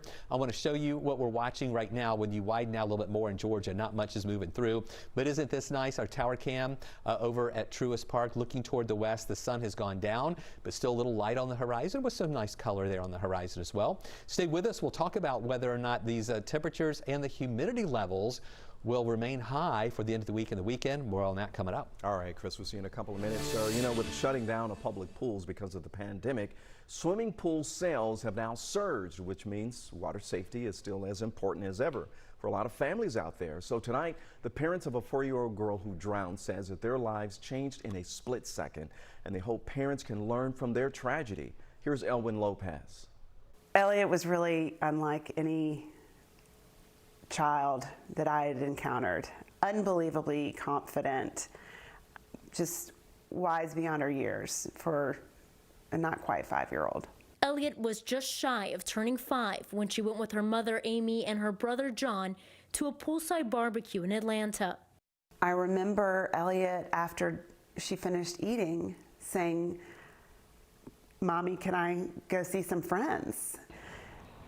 And saying, "Yes, you can go see your friends, but you may not get in the pool." After John finished eating, he changed into his swimsuit and they went to go find his sister. And he's the first one that saw her in the pool. I vividly remember somebody screaming, "Call 911," and then we were in the ambulance on the way to Eggleston. 4-year-old Elliot had drowned. Any split-second decision that takes your eyes off of your child is a bad decision because, as we know, it can happen very quickly. It only takes 1 inch of water and 30 seconds for a child to drown, and drowning is often silent. It's also the #1 cause of death for children ages 1 to 4, and even though many public pools are closed during this pandemic, the message remains important as families turn to other solutions like home pools and inflatable devices. The Giffens hope by sharing their story publicly for the first time in 6 years that this doesn't happen to anyone else. I know that this was a preventable situation, and if we can prevent this from happening even to one more family, it is the perfect way to honor Elliot. By the way, Children's Healthcare of Atlanta recommends to keep children younger than 6 years old within arm's reach of an adult at all times when they are near the water. Straight ahead, the only thing that could keep this dad away from his newborn daughter was a COVID-19 diagnosis. Next on Primetime, you're going to hear what it was like when he finally got to meet her. And don't forget, we are streaming right now on 11 Alive's YouTube channel. Subscribe and join the conversation in the community section.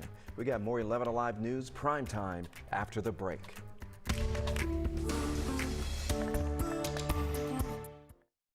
Wash your hands. Avoid close contact with people who are sick. Avoid touching your eyes, nose, and mouth. Stay home when you are sick. Cover your cough or sneeze. Clean and disinfect frequently touched objects with household cleaning spray. For more information, visit cdc.gov/COVID-19. This message brought to you by the National Association of Broadcasters and this station.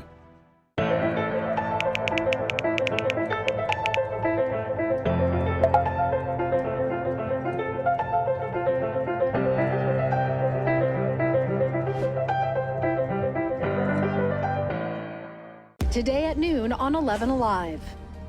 We are seeing that lack of smell or altered taste can be a symptom.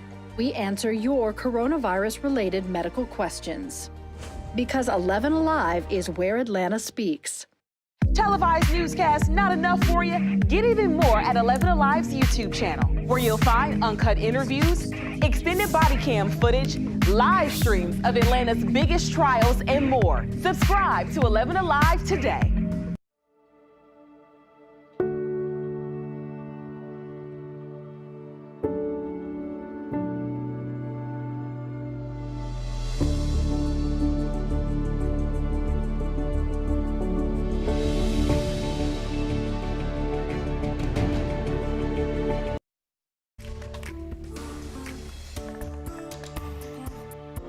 Taylor is a beautiful baby just born, and her family doesn't want to be away from her even for a moment.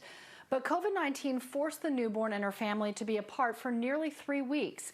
Caitlin Ross reports this little sweetie came a full month before her due date, but it was the same day her father tested positive for COVID-19. She runs the household, I can tell you that. Now that Taylor Jones is finally home, she's fitting right in. A calm, happy baby. When she's hungry, by God, it's time to eat. This sweet baby has been on her own timeline since the day she was born. Her mom, Shevlin, was admitted to the hospital a month before her due date because she was having contractions. In the labor and delivery room, Antonio got an email from the health department that he had tested positive for COVID-19. As soon as he told the doctors, they told him he would have to leave. I was devastated. One, I was missing out on the birth of my daughter. Two, I would not be able to give the support to my wife. Antonio went out into the parking lot and prayed while his wife gave birth. To get to that finish line and could not cross that finish line together in the physical sense. It was a lot of mixed emotions there. His wife tested negative for COVID-19 before delivery, but doctors said they had to protect the baby. They delivered my daughter, cut the umbilical cord, and swept her away. Antonio quarantined in a hotel room and got sicker and sicker with the virus. I had the body aches, the chills, the loss of smell, the respiratory. His wife tested negative 4 times for COVID-19, but doctors kept Taylor isolated in the NICU. I still don't think we even have the clear understanding of that, but my daughter was in the NICU at the hospital, so they didn't want to chance it, and I appreciate them for that. Antonio and Shevlin didn't get to lay hands on their daughter for almost 3 weeks after she was born, but when they did, that was the sweetest day. She's my little miracle baby. I feel like she's destined to be great. Antonio says he enjoys every minute with his daughter now, even changing diapers, because he knows just how precious that time is. Wow, thankfully, all the family is healthy now, but I'm curious, was Taylor ever tested for COVID-19 after she was born? Yes, she was tested after birth and was negative. Shevlin always tested negative, and Antonio's son tested negative as well. So he was the only one who ever had the positive test. All right, again, glad they're doing better. Caitlin, thanks a lot. All right, let's check out some of the other big headlines from around the country. Alex Trebek gives us an update on his health and the pandemic on Jeopardy! For the first time ever, we are going to open the Jeopardy! Vaults and take another look at some of our favorite episodes, including the very first Jeopardy! Show I ever hosted, mustache and all. That's right, Jeopardy! Is bringing back some of its popular episodes as they wait until it's safe to get back into the studio. And they are expected to start airing once again on July 20th. And Trebek says that he is continuing treatment after he was diagnosed with stage 4 pancreatic cancer. And he says it's a little tiring, but he's doing a lot better. About 20,000 people attended the NASCAR race in Tennessee last night, likely making it the biggest sports crowd since the pandemic hit. Dawsonville native Chase Elliott won the annual All-Star race and earned $1 million for the Bristol Motor Speedway at the Bristol Motor Speedway. The track has the green light from NASCAR and local governments to sell up to 30,000 tickets. In a venue that normally seats around 140,000 people, the audience was required to seat themselves away from each other.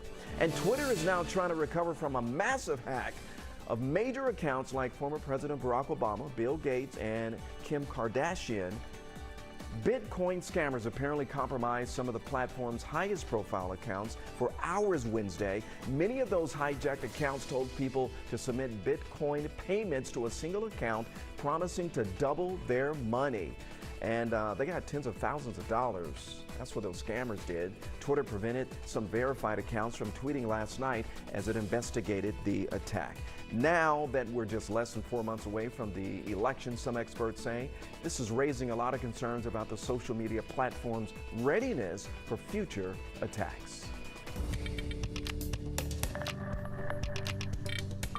I'm meteorologist Chris Holcomb from the 11 Alive Storm Tracker, still talking with about just under 150 people on Facebook Live right now. And we're talking about events that happen in the sky at night, which of course the Neowise Comet tonight. I'll talk about that in our next half hour, so y'all be sure and tune in for that. So let me show you what we're watching on radar.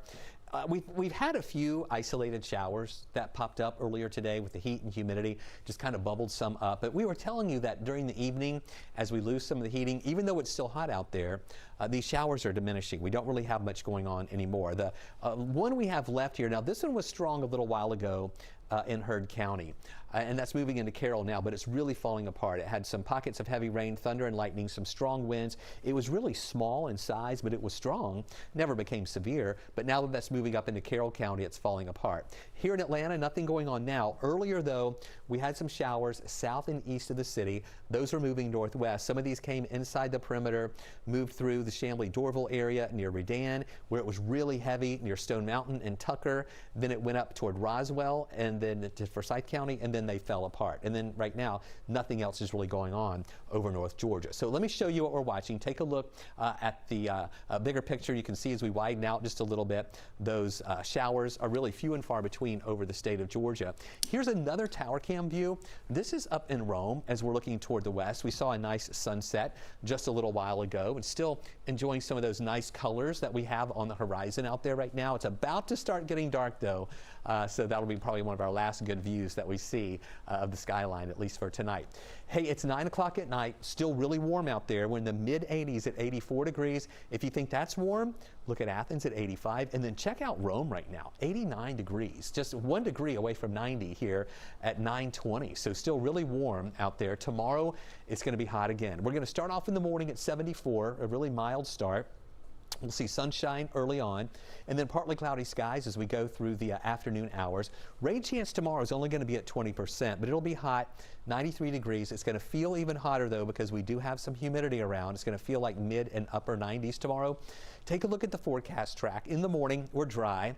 At lunchtime, still dry. Maybe a couple of showers up in North Georgia trying to develop. And then during the afternoon tomorrow, not a lot of rain around. You know, today we didn't have a lot. Tomorrow, about a 20% chance you'll get hit by a shower. Anything that develops will die out. Then on Saturday, another dry start. And in the afternoon, a little more green showing up here, indicating rain chances coming up a little bit higher. We'll go to about a 30% chance for showers on Saturday, also Sunday and Monday. Look at those temperatures though. We're going to be at 94 on Saturday, 95 on Sunday, and then on Monday we'll be up to about 93. And when you factor in the humidity with that, it's going to give us heat index values that'll be in the triple digits. So it's going to be feeling really hot for the weekend. Rain chance a little higher Tuesday and Wednesday at 50%, and then a 40% chance on Thursday with highs tempering down just a little bit to 91. All right, newly released body cam videos revealing more about the last moments of George Floyd's life. In this new video, Floyd says the words, "I can't breathe," nearly 30 times. Authorities will not let anyone broadcast the video, only letting people see it in person. But NBC News reports that at one point, Floyd says he can't breathe, and former officer Derek Chauvin responds that he should stop talking because it takes up oxygen. Chauvin is charged with second-degree murder and manslaughter. Wednesday, George Floyd's family filed a wrongful death civil lawsuit against the officers and the city of Minneapolis. Next on Primetime, we're asking that burning question: can cranking up the AC put you at risk for the coronavirus?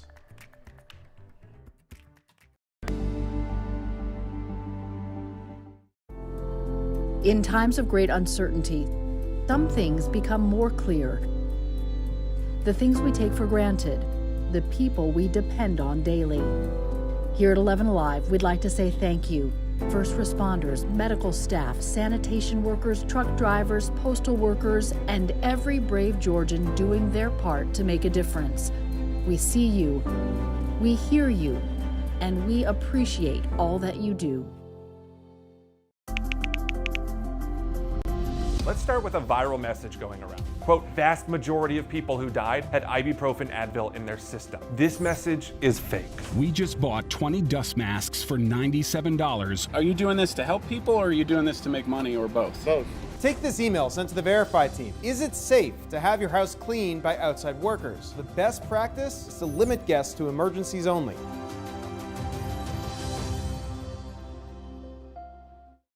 We know things are changing every day, but we're here with you. Continuous COVID-19 coverage during prime time. We're committed to giving you facts, not fear. On 11 Alive News Primetime, weeknights from 8 to 11 on WATF. There are everyday actions to help prevent the spread of respiratory diseases. Wash your hands. Avoid close contact with people who are sick. Avoid touching your eyes, nose, and mouth. Stay home when you are sick. Cover your cough or sneeze. Clean and disinfect frequently touched objects with household cleaning spray. For more information, visit cdc.gov/COVID-19. This message brought to you by the National Association of Broadcasters and this station.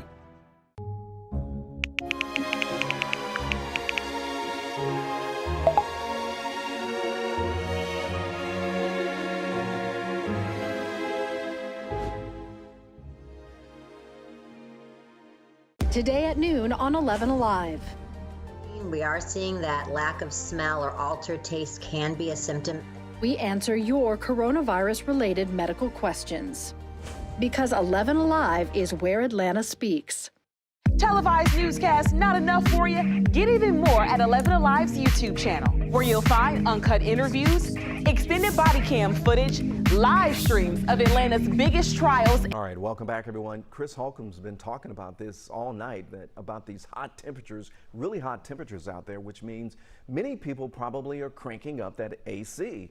But now we're hearing that air conditioning could also be spreading the coronavirus. NBC's Kerry Sanders is looking into that for us. As the nation bakes again today and AC units fight to keep us cool, experts say that refreshing flow of air could also be spreading coronavirus. Yet one more worry as we sanitize our hands, social distance, and mask up. We're more paranoid than ever. Yeah, we're wearing the good masks, the N95 ones. How do we know AC might spread COVID? Studies conducted at the University of Maryland reveal some ACs can spread viruses, while others do not. Those small window air conditioners may drive up your electric bill, but they're also more likely to be safe, according to researchers. While central units, especially those big ones that cool entire buildings, grocery stores, and schools, can be problematic. Would you go into a building right now that has central air conditioning and it's a big, large space, even if people are socially distanced?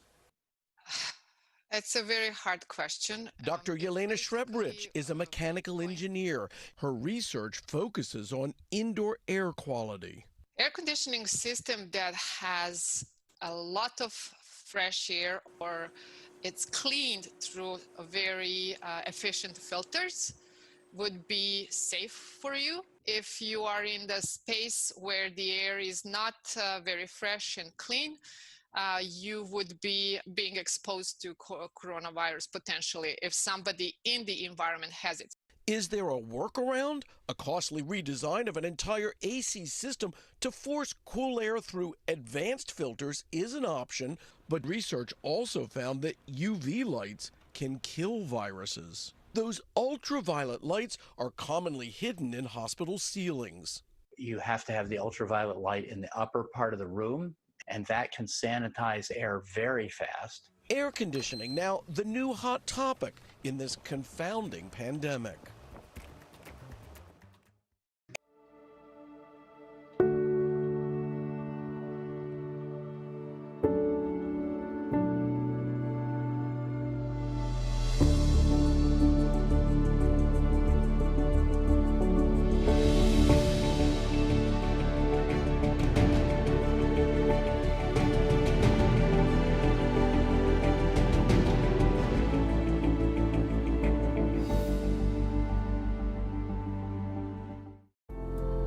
In times of great uncertainty, some things become more clear. The things we take for granted, the people we depend on daily. Here at 11 Alive, we'd like to say thank you. First responders, medical staff, sanitation workers, truck drivers, postal workers, and every brave Georgian doing their part to make a difference. We see you, we hear you, and we appreciate all that you do. Let's start with a viral message going around. Quote, vast majority of people who died had ibuprofen Advil in their system. This message is fake. We just bought 20 dust masks for $97. Are you doing this to help people or are you doing this to make money or both? Both. Take this email sent to the Verify team. Is it safe to have your house cleaned by outside workers? The best practice is to limit guests to emergencies only.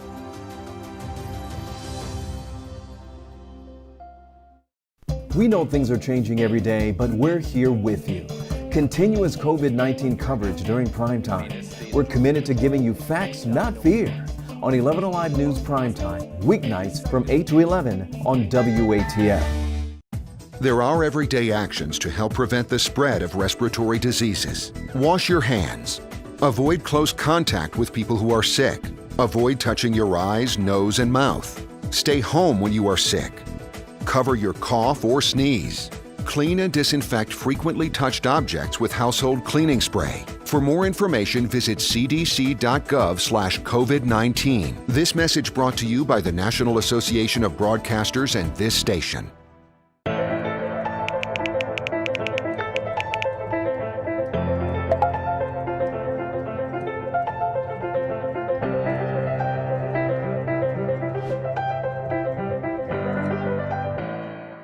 Today at noon on 11 Alive.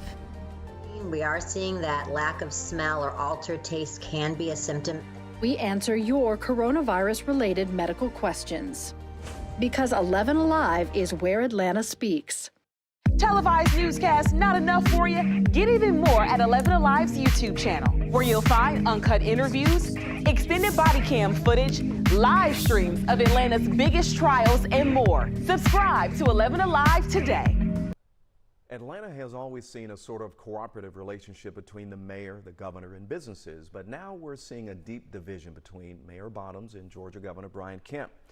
Our very own Jeff Hollinger asked the Atlanta City Council President Felicia Moore about this relationship and how it has changed. I'm not sure that the role of business has changed. I know that, those leaders always find a way to have access to those in power and to reach out and to share their concerns. And in terms of the role between the mayor and the governor, we've enjoyed great relationships, the city with the governor's office, and we've had times like now when it's contentious. I believe that the mayor is doing it in the vein that she believes that this COVID-19 pandemic is serious and people are hurting, and that she wants stronger measures, and so they're just sort of fighting that out. As we reported earlier in the broadcast, the state is now filing a lawsuit against the city of Atlanta, naming the mayor, President Felicia Moore, and all of the city council members. And no other city with a mask mandate has been named. Not yet. Governor Brian Kemp plans to brief the public on COVID-19 tomorrow. We were with the governor at a healthcare event in Marietta today. When questioned about the rising cases and his new executive order, he didn't answer. The governor's order overturns orders in cities like Atlanta and Athens requiring masks. 11 Alive's Doug Richards has more from Cobb County. Governor Kemp took direct aim at Atlanta Mayor Keisha Lance Bottoms when Kemp issued a statewide order that the governor said overturns an order issued by Atlanta's mayor. Kemp wore a mask during much of a healthcare event he attended this afternoon, while putting him in the middle of an uncomfortable political power struggle with Bottoms and other Georgia mayors. It has emerged as the number of COVID-19 cases has increased across the state. Bright night and day. Kemp ignored questions as he and his security team left the healthcare event at Wellstar Kennestone Hospital. The fact that he would try to disallow any city trying to protect his citizens is dangerous. That's Armando Celentano, a co-owner of a restaurant in East Atlanta Village called Argosy. Most of the restaurant's 50 employees are furloughed as Argosy opened for takeout and for a few weeks opened a patio for table service, but then closed it again last weekend. Bottoms said today that the politics of the pandemic isn't helping. What's getting lost is the science and the reality of where we are with COVID-19. And there is so much death and sickness around us that I think in many ways people become desensitized to that, unfortunately. Kemp has said that the conflicting guidelines between the state and cities is unhelpful and confusing to residents. Kemp is expected to address that and his new guidelines when he speaks about it tomorrow. Here's something to consider. Think back to the start of the pandemic and the back and forth between the cities and the governor. At that time, we had some mayors and citizens calling out the governor not issuing a statewide stay-at-home order. Governor Kemp said at that point it was important for city leaders to make that decision based on what was happening around them with coronavirus. That is not the message when it comes to masks. At least 13 cities decided requiring masks was the best way to slow down the spread and protect people. But with the executive order, Governor Kemp says they cannot make that move.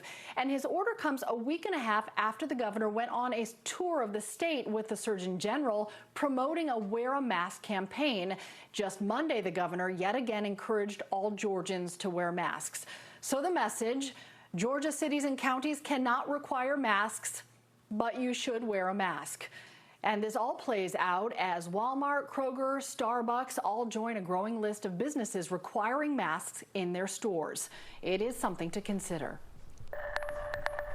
All the showers that we were tracking earlier, most of those have all fallen apart. That one that we were talking about just a little bit earlier that was down in Heard County, that had some thunder and lightning with it and some strong winds and pockets of heavy rain. As that moved into Carroll County, it's gone. So these are the kind of, we call these pulse thunderstorms or diurnal thunderstorms that kind of build up in the heat of the day with all the heat and humidity. And then they rain themselves out. They move a little bit, just kind of drift, like these were drifting up toward the north and the west, and that one fell apart in Carroll County.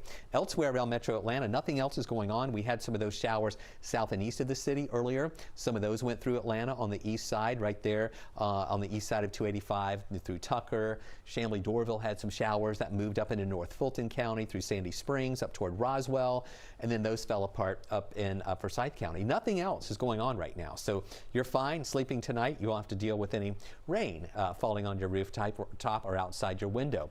Take a look at what else we're watching, and you can see our temperatures that we've been dealing with for today. And as you know, yeah, it was really hot. It was really mild to start this morning in the low to mid 70s. Got down to 72, 73 degrees, and then through the day those temperatures started rising quickly.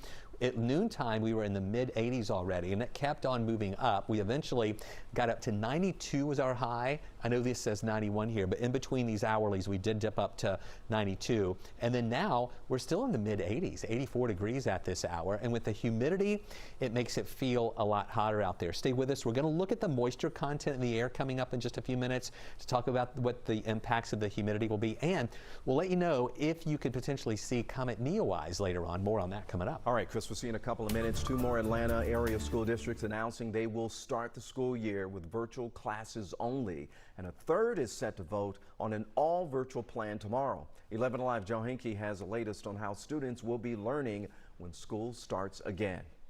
A short time ago, several Atlanta area school districts told parents this fall they'd be able to choose what was best for their children, online classes or in-person teaching. They'd have a choice. But now, as COVID-19 cases continue to increase, superintendents are telling students to expect to at least begin the school year with online teaching. August 17th, Fulton County Schools will begin school as scheduled. However, we will do so in a universal remote learning environment. And we will be starting the school year on August the 17th, and we will be doing that virtually. Superintendents from Fulton and Cobb counties today both announced their school years will begin with students staying at home and learning online, with no plans yet of when students may return to in-person classes. Both superintendents cited data they believe shows it is not safe yet to have students, teachers, and staff all returning to school campuses. Fulton and Cobb joined Clayton, DeKalb, and Atlanta Public Schools. These three districts made similar announcements earlier this week. Grant Rivera, superintendent of Marietta City Schools, he sent a letter to his teachers today announcing he supports starting Marietta's school year online. Marietta's Board of Education now set to vote on Rivera's proposal on Friday. Some districts, though, are preparing to reopen classrooms. Cherokee County Schools on August 3rd, then Gwinnett County Schools on August 12th, and Coweta County Schools on August 13th.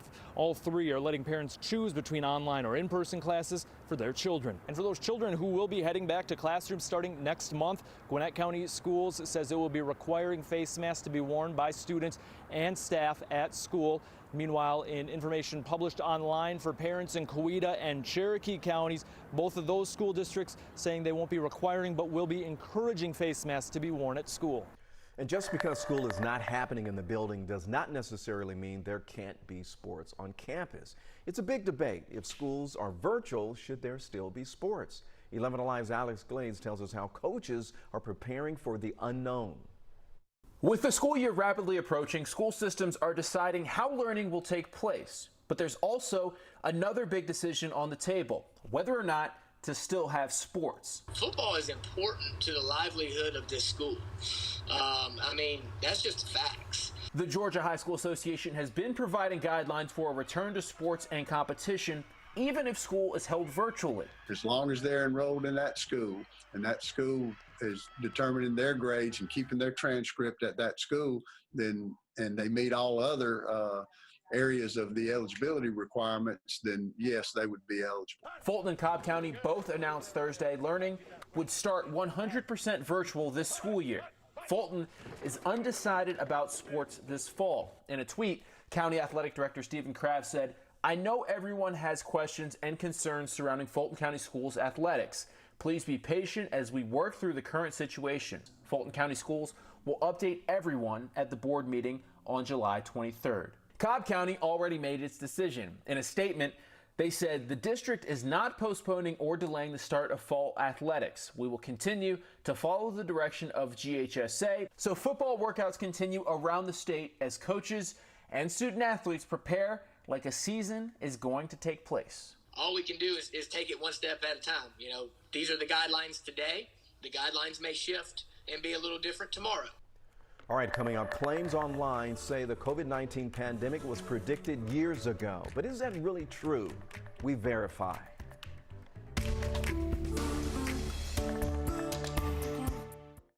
Fear on 11 Alive News Primetime, weeknights from 8 to 11 on WATF. There are everyday actions to help prevent the spread of respiratory diseases. Wash your hands. Avoid close contact with people who are sick. Avoid touching your eyes, nose, and mouth. Stay home when you are sick. Cover your cough or sneeze. Clean and disinfect frequently touched objects with household cleaning spray. For more information, visit cdc.gov/COVID-19. This message brought to you by the National Association of Broadcasters and this station.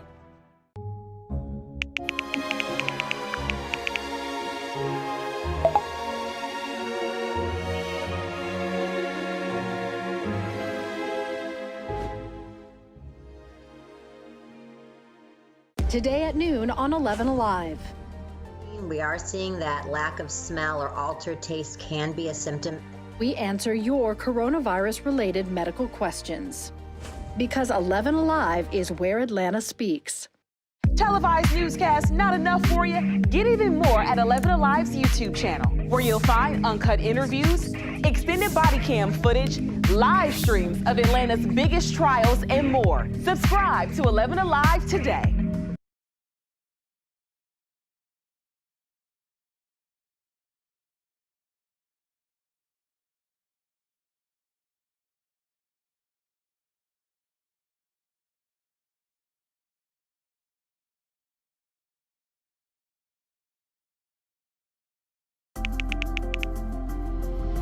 Let's Let's start with a viral message going around. Quote, vast majority of people who died had ibuprofen Advil in their system. This message is fake. We just bought 20 dust masks for $97. Are you doing this to help people or are you doing this to make money or both? Both. Take this email sent to the Verify team. Is it safe to have your house cleaned by outside workers? The best practice is to limit guests to emergencies only.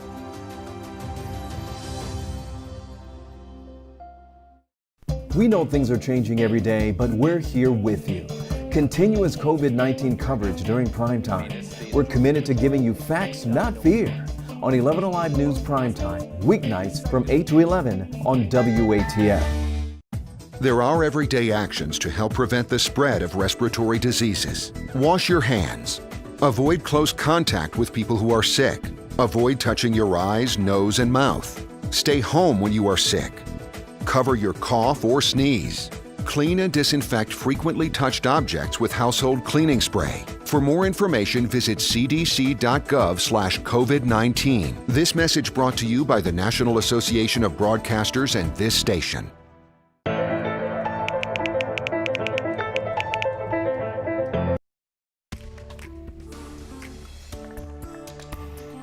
Tonight, we are verifying claims that the COVID-19 pandemic was predicted nearly a decade ago, and it's circling on social media as more states put restrictions back into place.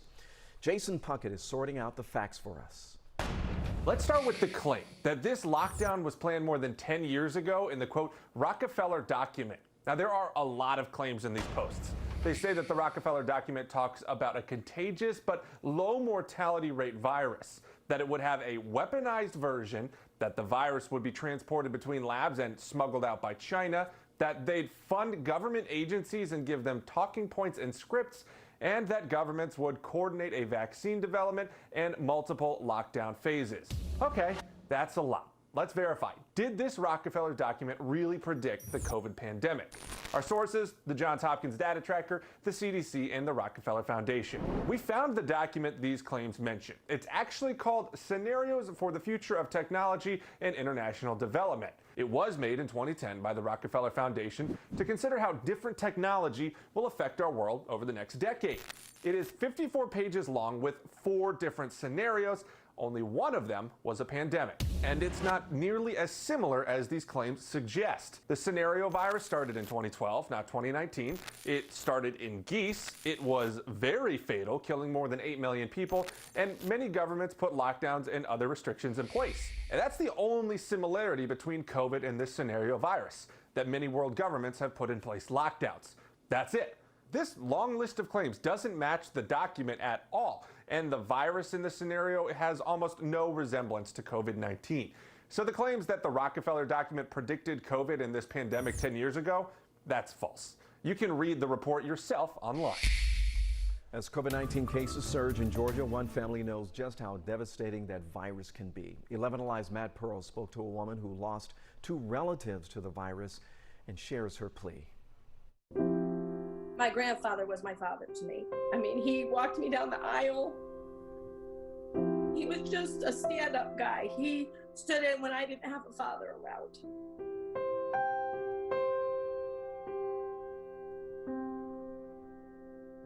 He had just turned 90 in January. We just did a whole picture collage of my mom and my grandfather, and in almost every picture they were either eating or at the beach or swimming. We would come in and bring them cupcakes and spaghetti and pizza, and you know, he still had the zest for life. We got this respiratory thing and we thought, you know, no big deal. My mom was an RN. They called her up and said my grandfather was failing. They let her in just to be kind to her, to say her goodbyes.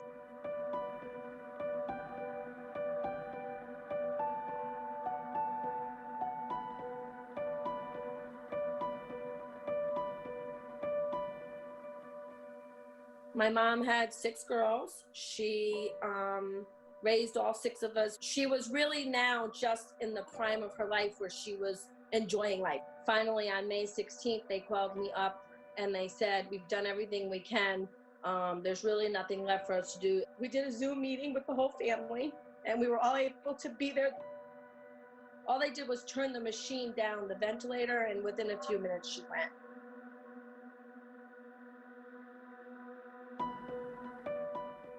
We've had no memorial services for either one. We're a lot more afraid to catch this now because we know what it can do to you, even if you have no problems. You know, I don't want to stay in a hotel. I'm afraid. I don't want to get on a plane. I'm afraid. And my mom, one of the things she said was, make sure you have a memorial service for your grandfather. I can't even honor her wishes right now. I hope that it helps people see that this really is a true virus that people need to be aware of. Wear a mask or clean your hands. Just everyday life, be kind to people because you just don't know what's going to happen next.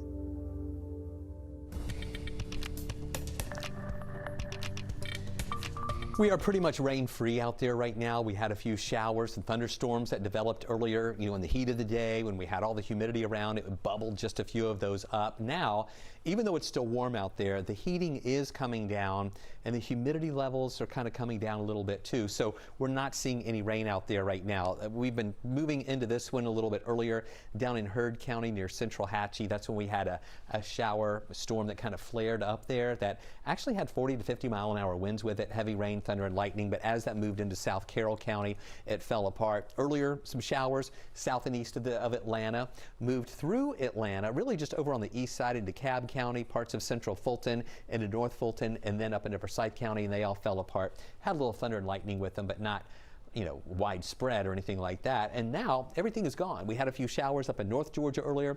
Those are all fading out too, and everything is looking nice out there at this hour. Let me show you what we're watching. If you're going to go out tonight to look at the sky.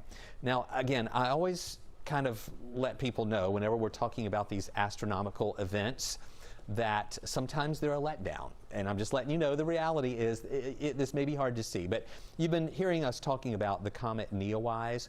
The problem over the past few nights is that it's been so low on the horizon that if you have trees around, you really don't have good visibility for it. But over the next few days, the comet visibility is supposed to be getting a little bit higher in the sky. Tonight, it's about 10 degrees above the horizon. That would be like if you put your fist out on the horizon, be like one fist up. So still it might be hard for people to see. But the best time to see this would be just after 10 o'clock, which is going to be in just a little while. And you might see a faint comet in the sky if you're away from city lights. But just know that over the next few days that it might get a little bit higher in the sky. But the problem is it might also get a little more faint in the sky and a little bit harder to see. So just don't get your hopes up. It might be worth a try, but at least you can say you tried, and if you saw it, just consider it a bonus. Now, look at the moisture content in the air. This map shows us where you see the yellows and then it gets to oranges and red. That's where we have more moisture in the air. And then when you see the blues, that's where it's a little bit drier. We have a little bit of blue and yellow where, yeah, we have some humidity, but it's not really that bad out there. Tomorrow, we're still going to have some humid air around mixing in with the heat, but only about a 20% chance for a shower. As we go through the weekend, the rain chance comes back up. We're still going to have some humidity around with that heating, but a little more humidity coming in, and that's why we're going to see those rain chances coming up to about 30%. The same thing on Monday. Then look what happens Tuesday and Wednesday. See the oranges coming back in? That's indicating more moisture in the air. We're still going to have temperatures in the 90s, but that's going to help to bubble up a few more of those showers thanks to the moisture content in the air being a little bit higher. And that's indicated by the dew point. When we have dew points in the 70s like we had today, lower 70s and upper 60s, so it's pretty humid out there. We'll be in the upper 60s to lower 70s the next few days. So it's going to be humid, not oppressively bad, but once we get into next Tuesday and Wednesday, that humidity level is going to be a lot higher, and that's going to give us higher rain chances. And it's also, though, going to give us the high heat index levels, too. Temperatures this weekend are going to be in the mid-90s, but with that humidity, it's going to feel like it's in the triple digits Saturday. Sunday's heat index around 103. 100 will be the heat index on Monday. So just know that that's where you have to take some precautions. Don't be out there too long. Make sure you're hydrated because your body's working harder to cool itself down. 30% chance for showers Saturday, Sunday, and Monday. Look at that hot air. 95 on Sunday. And then into next week, holding in the lower 90s for highs. But on Tuesday and Wednesday, that rain chance will be a little bit higher at 50%. Then we're down to 40% on Tuesday. What a surprise. Sharon and her 5 boys say it's an overwhelming gift. She is now a homeowner thanks to the Gwinnett Habitat for Humanity and former Atlanta Falcons running back Warrick Dunn. Today we were with Sharon and her 5 sons here walking through the home. So whose bed is who?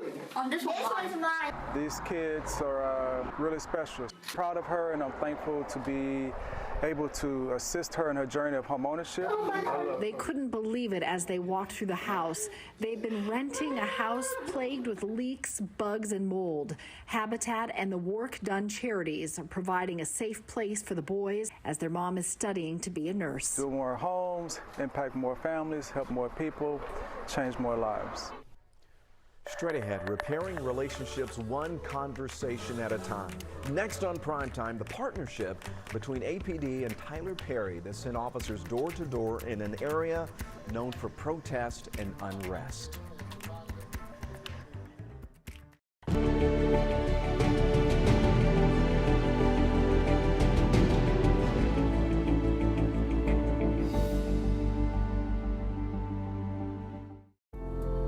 In times of great uncertainty, some things become more clear. The things we take for granted, the people we depend on daily. Here at 11 Alive, we'd like to say thank you. First responders, medical staff, sanitation workers, truck drivers, postal workers, and every brave Georgian doing their part to make a difference. We see you, we hear you, and we appreciate all that you do. Let's start with a viral message going around. Quote, vast majority of people who died had ibuprofen Advil in their system. This message is fake. We just bought 20 dust masks for $97. Are you doing this to help people or are you doing this to make money or both? Both. Take this email sent to the Verify team. Is it safe to have your house cleaned by outside workers? The best practice is to limit guests to emergencies only.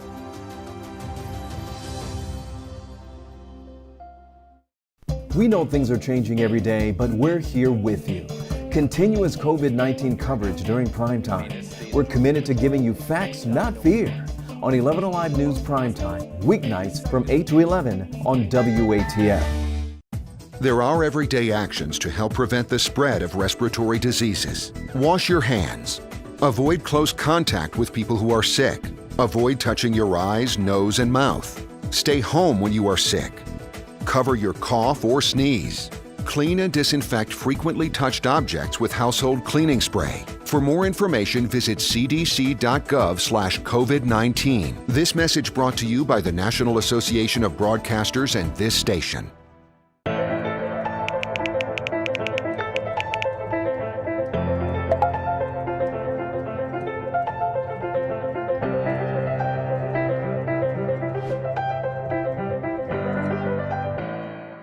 Today at noon on 11 Alive.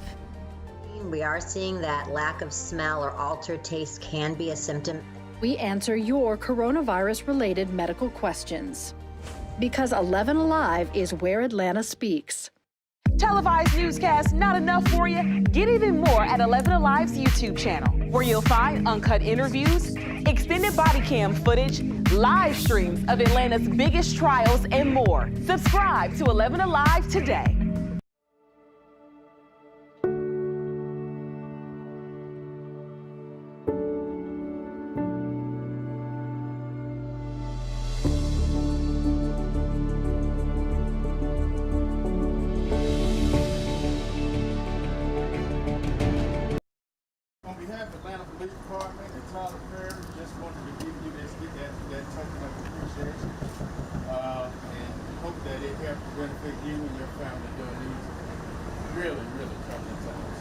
Man, this is so awesome. Talk about a way for the Atlanta Police Department to help connect with the community. Today, police officers went door to door in an area around University Avenue, handing out 1,000 Kroger gift cards. They're worth about $50 a piece. And these gift cards were donated by media mogul Tyler Perry as a way to spread goodwill in the community. As an opportunity to make one-on-one connections and also just to spread a little joy in our city during this very challenging time. So thank you to Tyler Perry and to Tyler Perry Studios for your great partnership. APD took to Twitter posting, "We must remember that we are one Atlanta and must work together to heal." More heat and humidity for the weekend. Rain chances on the low end tomorrow at 20%, then 30% chance for afternoon showers Saturday, Sunday, and Monday. Rain chance goes up a little more Tuesday and Wednesday at 50%, but it stays hot. Temperatures in the 90s, and with the heat index, Ron, it's going to feel like it's closer to the triple digits. Oh, Lord, it's hot out there. Jeff Hollinger is up next. Primetime. We're committed to giving you facts, not fear. On 11 Alive News Primetime, weeknights from 8 to 11 on WATF. There are everyday actions to help prevent the spread of respiratory diseases. Wash your hands. Avoid close contact with people who are sick. Avoid touching your eyes, nose, and mouth. Stay home when you are sick. Cover your cough or sneeze. Clean and disinfect frequently touched objects with household cleaning spray. For more information, visit cdc.gov/COVID-19. This message brought to you by the National Association of Broadcasters and this station.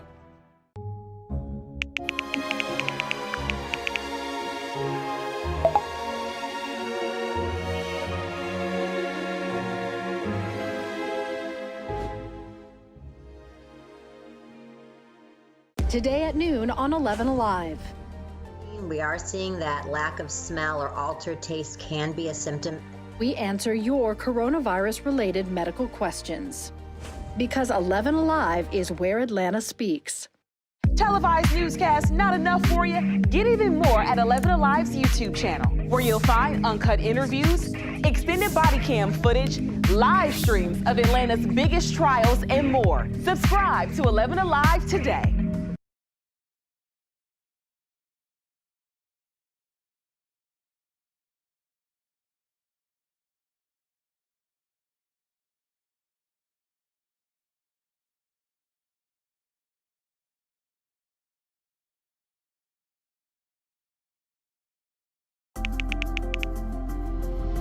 Let's start with a viral message going around. Quote, vast majority of people who died had ibuprofen Advil in their system. This message is fake.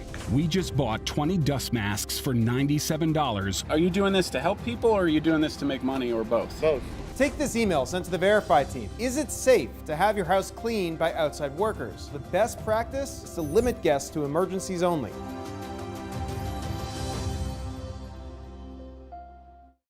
We know things are changing every day, but we're here with you. Continuous COVID-19 coverage during primetime. We're committed to giving you facts, not fear. On 11 Alive News Primetime, weeknights from 8 to 11 on WATF. There are everyday actions to help prevent the spread of respiratory diseases. Wash your hands. Avoid close contact with people who are sick. Avoid touching your eyes, nose, and mouth. Stay home when you are sick. Cover your cough or sneeze. Clean and disinfect frequently touched objects with household cleaning spray. For more information, visit cdc.gov/COVID-19. This message brought to you by the National Association of Broadcasters and this station.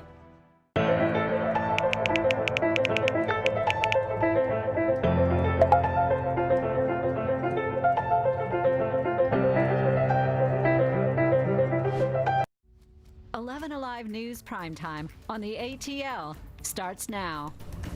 First tonight, Governor Kemp has made it clear cities and counties in Georgia are not allowed to require masks, and now he is challenging the city of Atlanta's mask mandate. This comes as cases in the state continue to rise and as many Georgians experience COVID-19 testing issues. Tonight we have live team coverage on the very latest coronavirus issues here in our state. The power struggle between the governor and the mayor of Atlanta and their pandemic responses. It may land both of them in court. Governor Kemp is suing Mayor Bottoms and the Atlanta City Council over the city's new orders, such as the mask mandate that are more restrictive than the governor's orders.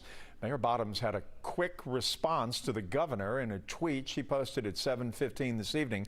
It reads, reading is fundamental. Governor Kemp is using Atlanta over recommended guidelines. She also included a screenshot of the city's Phase 1 guidelines. John Sherrick on the story for us tonight. He is live from the state capitol. John? Of course, Atlanta's not alone here. Several cities across the state have been issuing mask orders and other orders that are more restrictive than the governor's executive order on the pandemic response. So the governor's saying, in effect, enough is enough. He's going to go after all those cities by making Atlanta his test case.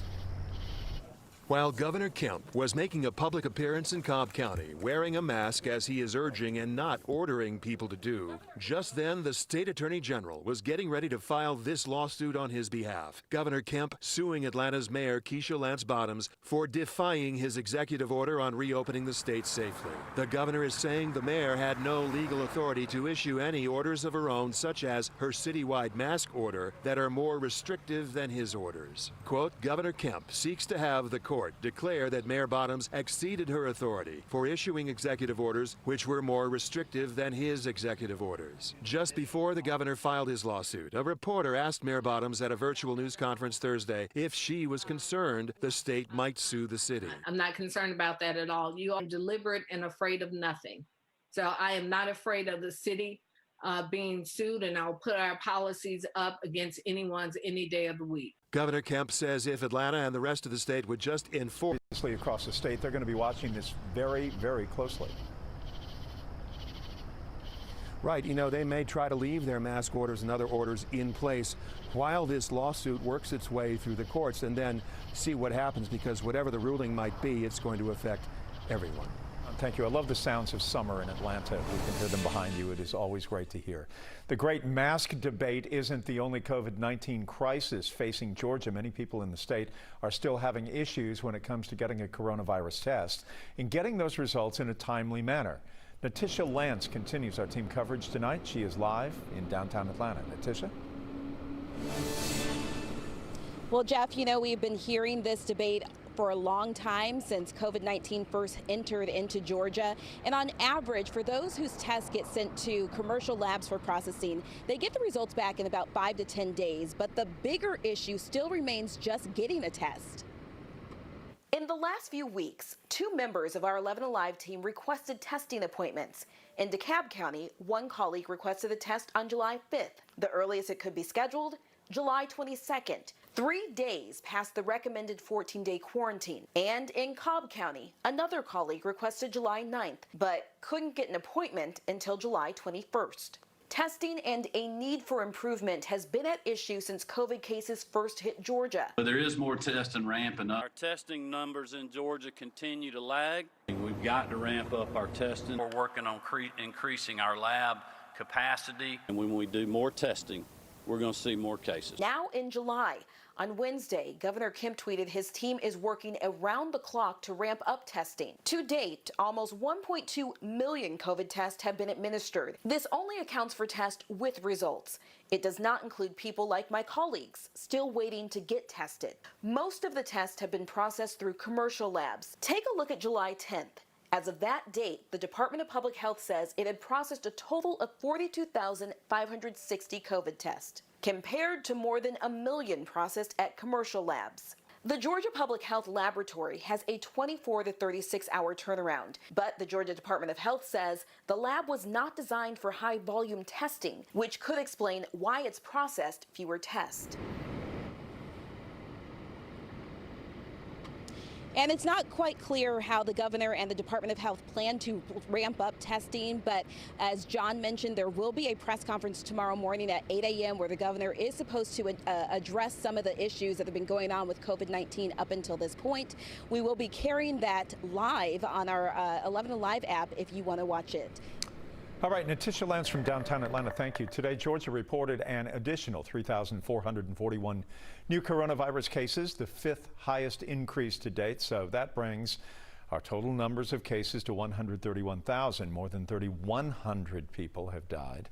Hospitalizations also continue to rise. Since yesterday, Georgia had 244 new hospitalizations. More than 14,000 people have ended up in the hospital since the pandemic began. Today, there are more than 2,800 COVID patients in need of serious medical care. That number is still below April's peak, but causing concerns for a lot of ICUs and emergency rooms as well. New tonight, Ansley Golf Club, which is in Midtown Atlanta, is now temporarily closed after nearly 70 employees tested positive for coronavirus. It's located right off Montgomery Ferry, as you know. A letter was sent to members sharing the news, and the president of the club says most of those tested were not showing any symptoms, and nobody's in the hospital tonight. The golf club closed for what's called a deep and thorough cleaning. The club is also partnering with a local laboratory to provide COVID-19 testing for members tomorrow and Saturday. New tonight, 2 more TSA agents at Hartsfield-Jackson Airport have now tested positive for coronavirus. Since mid-March, 40 TSA employees have tested positive for the virus. Of those, 38 were screening officers, and the most recent employee last worked at the airport on July 14th. No word tonight on what shift that employee worked that day. At the beginning of the month, an agent tested positive for COVID-19, and the airport shut down for a deep clean. More Atlanta area school districts now are announcing they will start the school year with virtual classes only. Today, superintendents from Fulton and Cobb counties both announced that their school year will begin with students staying at home and learning online, with no plans yet as to when those students may return to in-person classes.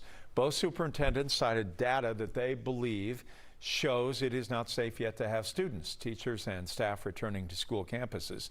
Clayton, DeKalb, and Atlanta Public Schools have made similar announcements earlier this week, but some districts, though, are preparing to reopen classrooms.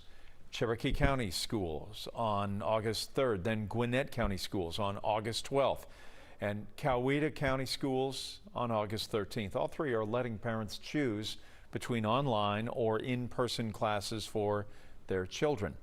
Tomorrow night, we will have a one-on-one interview with new APS Superintendent Dr. Lisa Herring, as we are digging deeper into plans for the upcoming school year. And remember, we have a full breakdown of back-to-school plans for each Metro Atlanta district on 11alive.com. We update it anytime there is new information, so you can count on the very latest updates.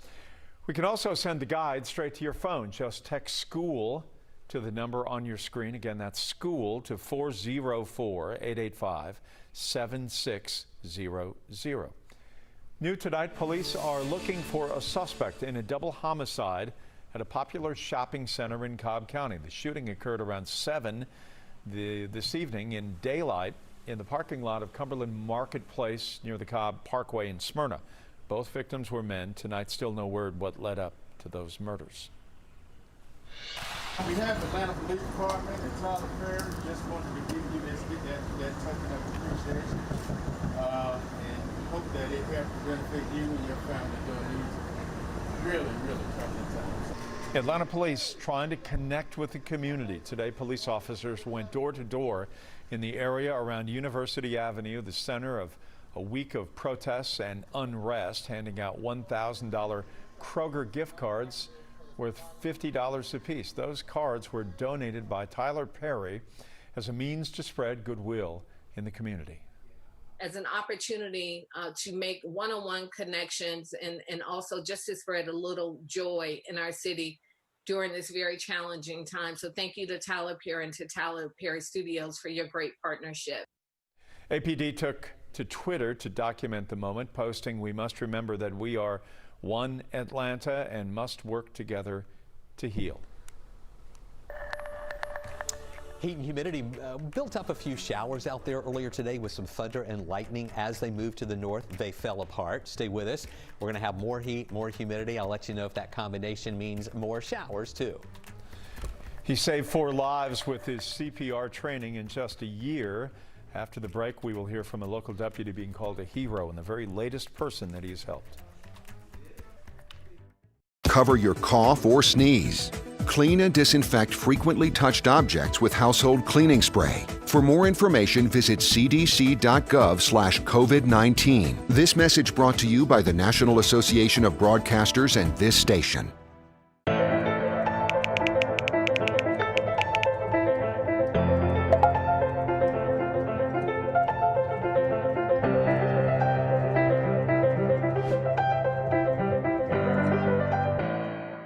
Today at noon on 11 Alive. We are seeing that lack of smell or altered taste can be a symptom. We answer your coronavirus-related medical questions. Because 11 Alive is where Atlanta speaks. Televised newscasts not enough for you? Get even more at 11 Alive's YouTube channel, where you'll find uncut interviews, extended body cam footage, live streams of Atlanta's biggest trials, and more. Subscribe to 11 Alive today.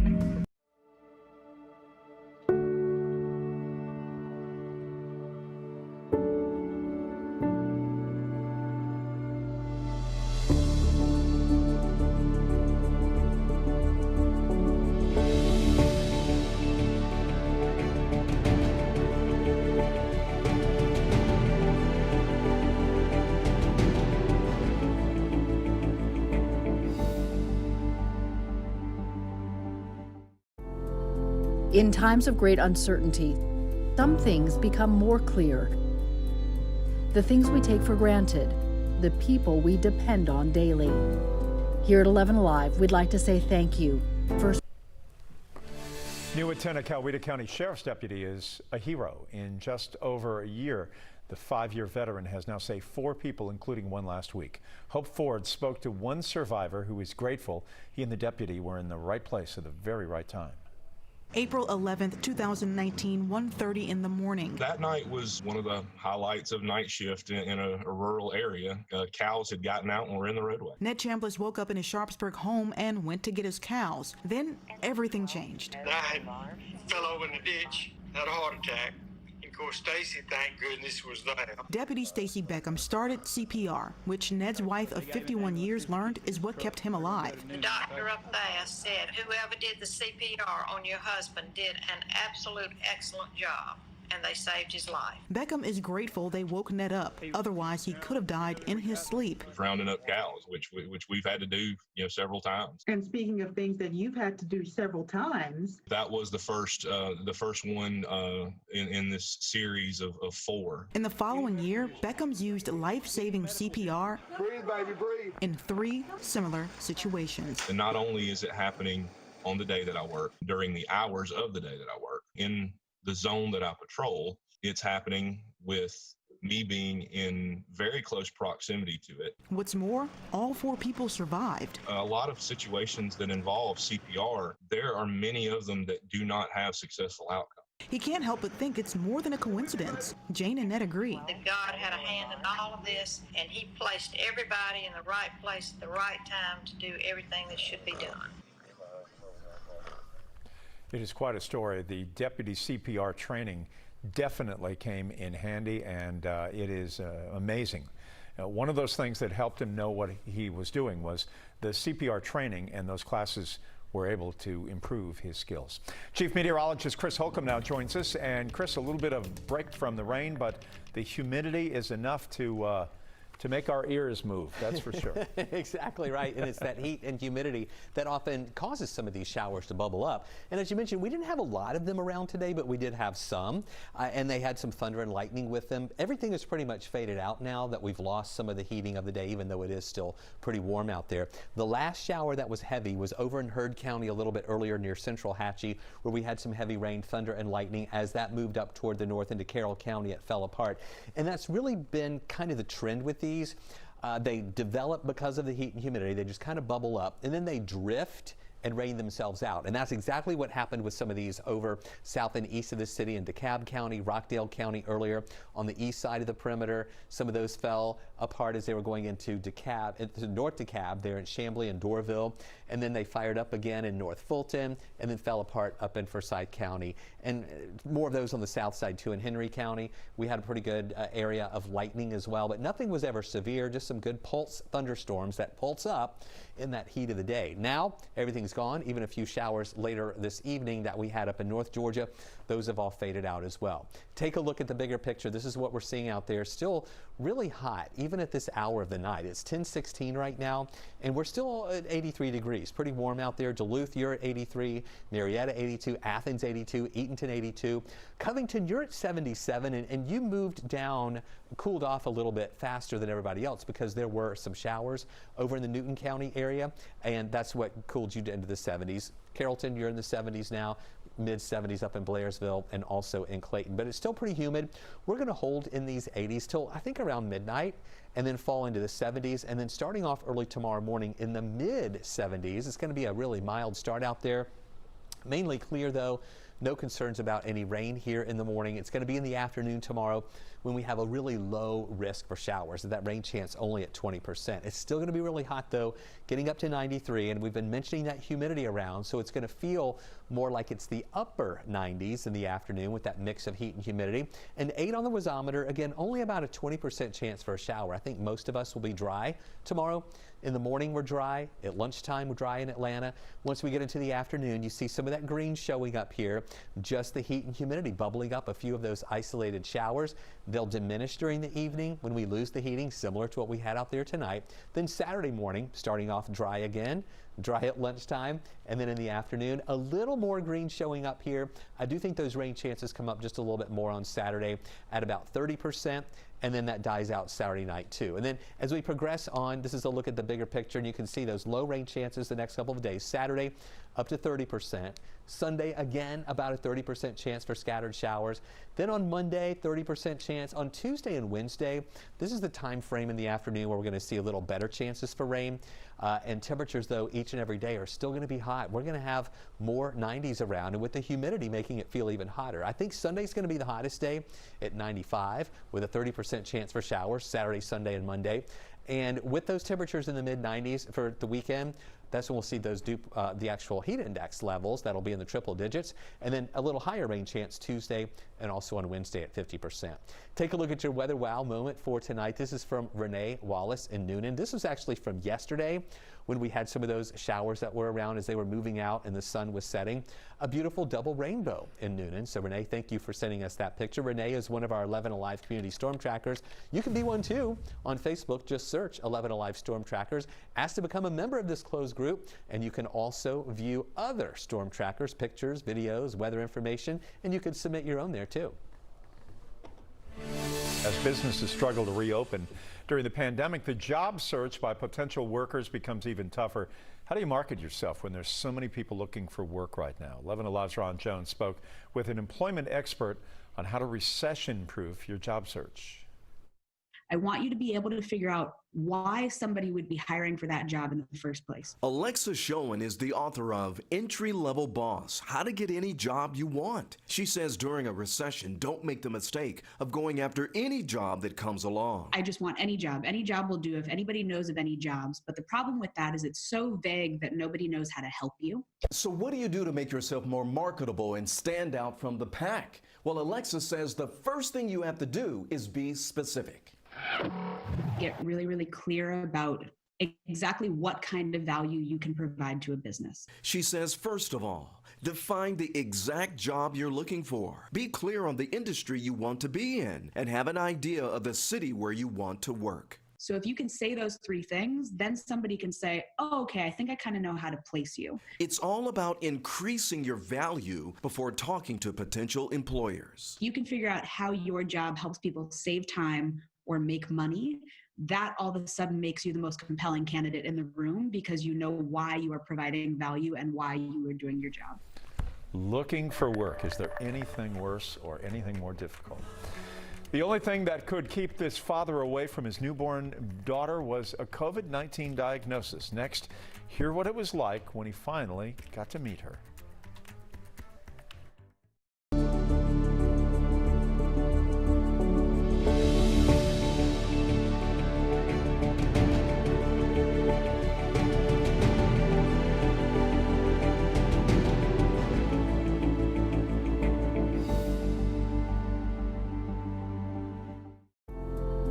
In times of great uncertainty, some things become more clear.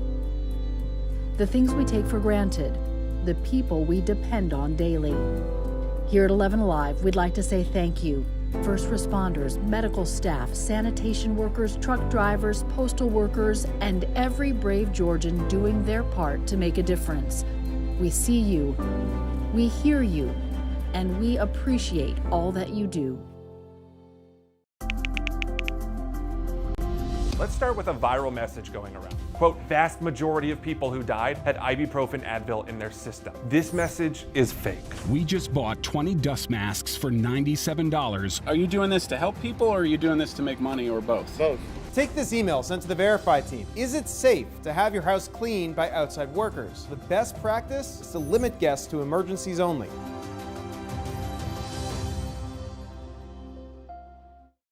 We know things are changing every day, but we're here with you. Continuous COVID-19 coverage during prime time. We're committed to giving you facts, not fear. On 11 Alive News Primetime, weeknights from 8 to 11 on WATF. There are everyday actions to help prevent the spread of respiratory diseases. Wash your hands. Avoid close contact with people who are sick. Avoid touching your eyes, nose, and mouth. Stay home when you are sick. Cover your cough or sneeze. Clean and disinfect frequently touched objects with household cleaning spray. For more information, visit cdc.gov/COVID-19. This message brought to you by the National Association of Broadcasters and this station.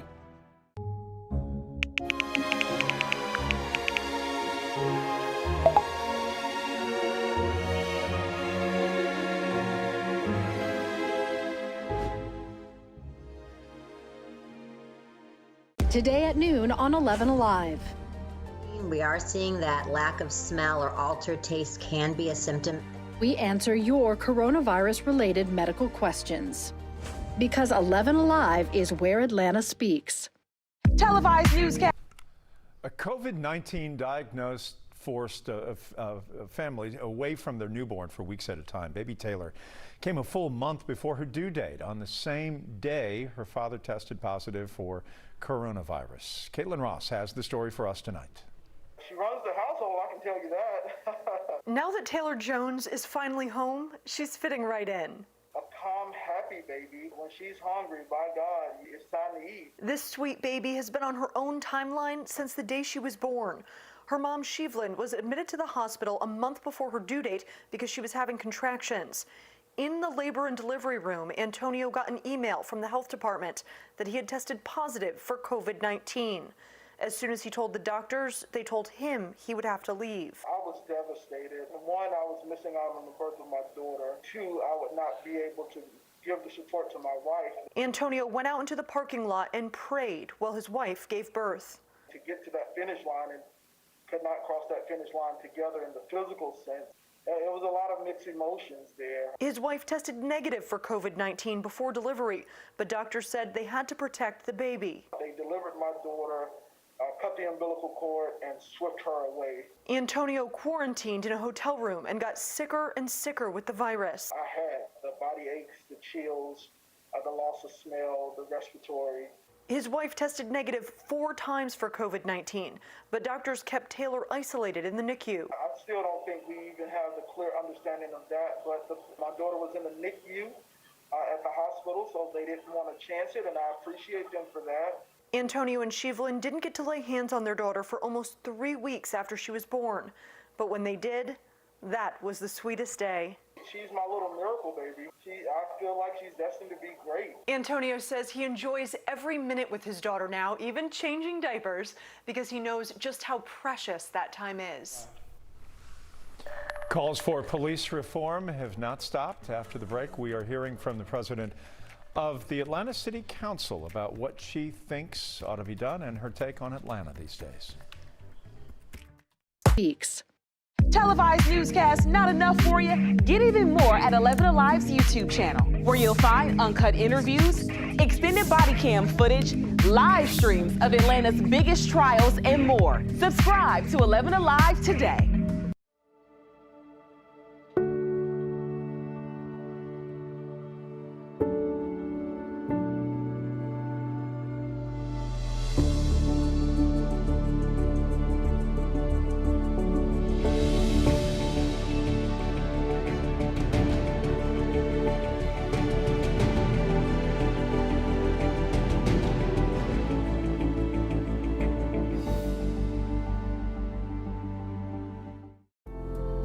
In times of great uncertainty, some things become more clear. The things we take for granted, the people we depend on daily. Here at 11 Alive, we'd like to say thank you. First responders, medical staff, sanitation workers, truck drivers, postal workers, and every brave Georgian doing their part to make a difference. We see you, we hear you, and we appreciate all that you do. Let's start with a viral message going around. Quote, vast majority of people who died had ibuprofen Advil in their system. This message is fake. We just bought 20 dust masks for $97. Are you doing this to help people, or are you doing this to make money, or both? Both. Take this email sent to the Verify team. Is it safe to have your house cleaned by outside workers? The best practice is to limit guests to emergencies only.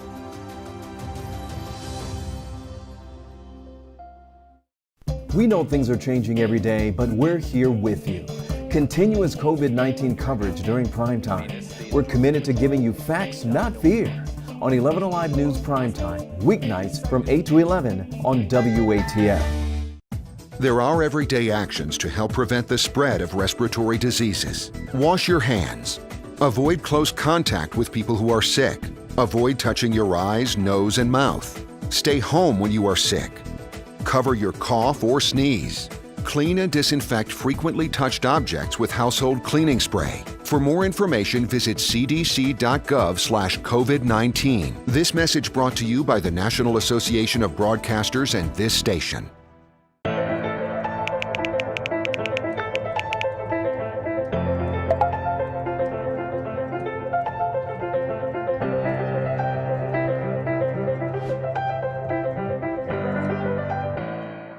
Today at noon on 11 Alive.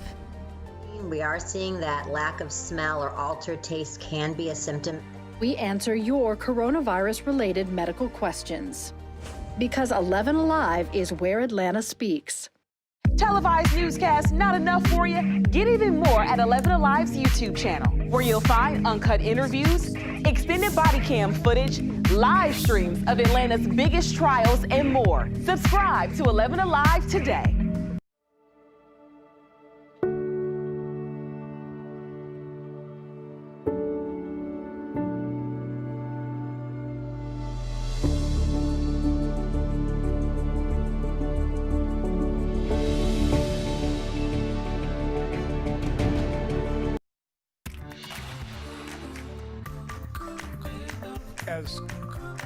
As calls for police reform continue to grow across America following the death of George Floyd, Atlanta is working to reform the department and bring change to the city.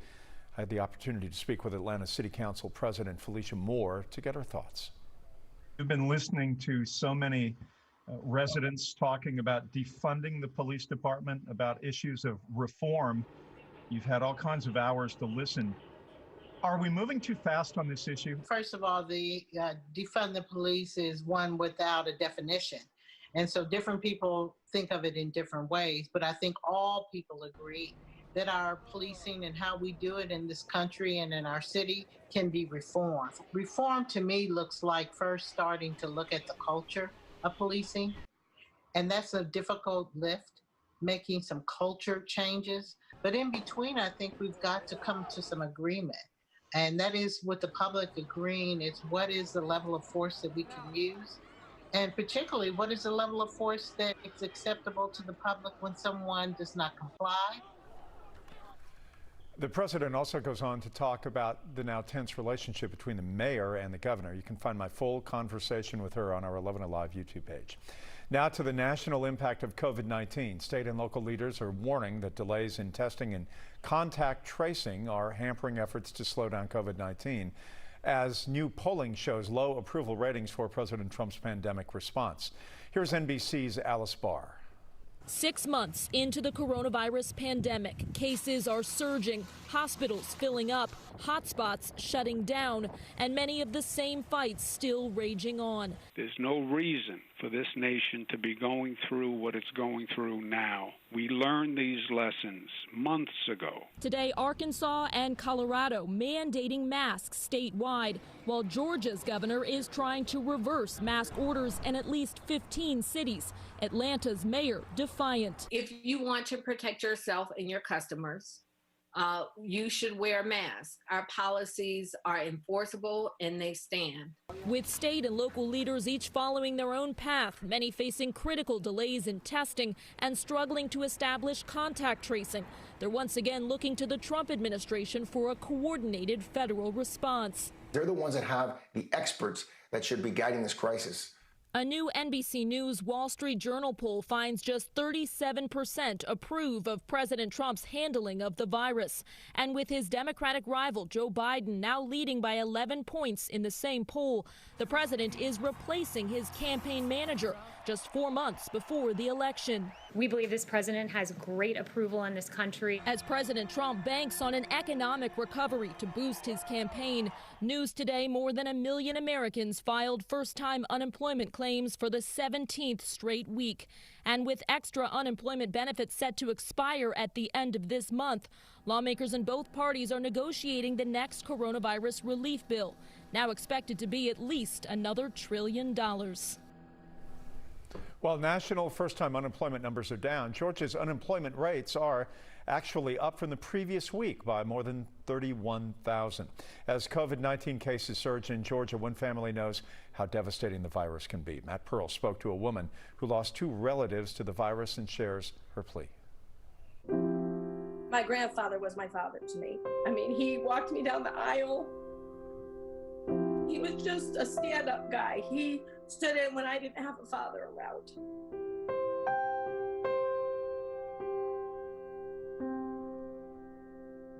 He had just turned 90 in January. We just did a whole picture collage of my mom and my grandfather, and in almost every picture they were either eating or at the beach or swimming. We would come in and bring them cupcakes and spaghetti and pizza, and you know, he still had the zest for life. We got this respiratory thing and we thought, you know, no big deal. My mom was an RN. They called her up and said my grandfather was failing. They let her in just to be kind to her, to say her goodbyes.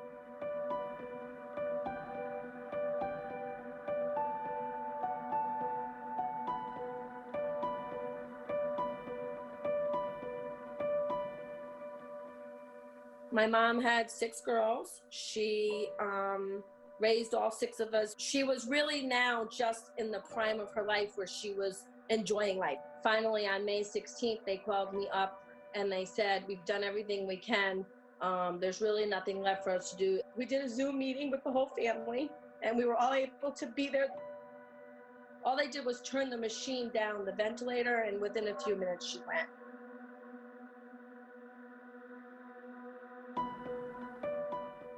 We've had no memorial services for either one. We're a lot more afraid to catch this now because we know what it can do to you, even if you have no problems. You know, I don't want to stay in a hotel. I'm afraid. I don't want to get on a plane. I'm afraid. And my mom, one of the things she said was, make sure you have a memorial service for your grandfather. I can't even honor her wishes right now.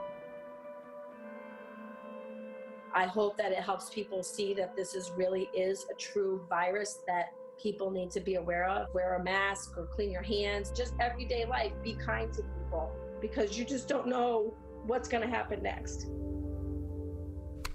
All right, we felt some very hot temperatures earlier this week, which means many people probably had the AC cranked up very strong. But now we're hearing that air conditioning could also be spreading the coronavirus. NBC's Kerry Sanders is looking into that for us tonight. As the nation bakes again today and AC units fight to keep us cool, experts say that refreshing flow of air could also be spreading coronavirus. Yet one more worry as we sanitize our hands, social distance, and mask up. We're more paranoid than ever. Yeah, we're wearing the good masks, the N95 ones. How do we know AC might spread COVID? Studies conducted at the University of Maryland reveal some ACs can spread viruses while others do not. Those small window air conditioners may drive up your electric bill, but they're also more likely to be safe, according to researchers. While central units, especially those big ones that cool entire buildings, grocery stores, and schools, can be problematic. Would you go into a building right now that has central air conditioning and it's a big, large space, even if people are socially distanced? It's a very hard question. Dr. Yelena Shrebrich is a mechanical engineer. Her research focuses on indoor air quality.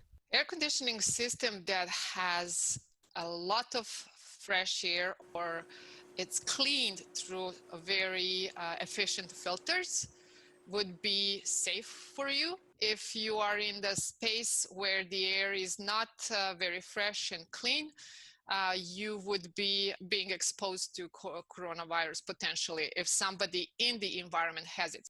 Is there a workaround? A costly redesign of an entire AC system to force cool air through advanced filters is an option, but research also found that UV lights can kill viruses. Those ultraviolet lights are commonly hidden in hospital ceilings. You have to have the ultraviolet light in the upper part of the room, and that can sanitize air very fast. Air conditioning, now the new hot topic in this confounding pandemic. While Senate Republicans try to sort out the next stimulus bill, Senate Democrats are proposing billions of dollars for minority communities. They say the $350 billion proposal is an important down payment to address systemic racism. They also say it would provide relief for communities that have been disproportionately impacted by COVID-19. Senate Majority Leader Mitch McConnell says he plans to reveal another stimulus bill as early as next week. The Republican National Convention plans to restrict attendance as coronavirus cases surge in states all over the country. Next month's convention in Jacksonville will be limited to delegates for the first 3 days. On the final day, when the president speaks, delegates will be allowed to bring a guest. Alternate delegates can also attend, but there will be multiple indoor and outdoor venues throughout the course of the convention, with measures like temperature checks and on-site testing. Tonight, we're verifying claims that the COVID-19 pandemic was predicted nearly a decade ago. It's circling on social media. You may have seen it as more states put restrictions back into place. Jason Puckett is sorting out the facts. Let's start with the claim that this lockdown was planned more than 10 years ago in the, quote, Rockefeller document. Now, there are a lot of claims in these posts. They say that the Rockefeller document talks about a contagious but low mortality rate virus, that it would have a weaponized version, that the virus would be transported between labs and smuggled out by China, that they'd fund government agencies and give them talking points and scripts, and that governments would coordinate a vaccine development and multiple lockdown phases. Okay, that's a lot. Let's verify. Did this Rockefeller document really predict the COVID pandemic? Our sources, the Johns Hopkins Data Tracker, the CDC, and the Rockefeller Foundation. We found the document these claims mention. It's actually called Scenarios for the Future of Technology and International Development. It was made in 2010 by the Rockefeller Foundation to consider how different technology will affect our world over the next decade. It is 54 pages long with 4 different scenarios. Only one of them was a pandemic, and it's not nearly as similar as these claims suggest. The scenario virus started in 2012, not 2019. It started in geese. It was very fatal, killing more than 8 million people, and many governments put lockdowns and other restrictions in place. And that's the only similarity between COVID and this scenario virus, that many world governments have put in place lockdowns. That's it. This long list of claims doesn't match the document at all, and the virus in this scenario has almost no resemblance to COVID-19. So the claims that the Rockefeller document predicted COVID and this pandemic 10 years ago, that's false. You can read the report yourself online.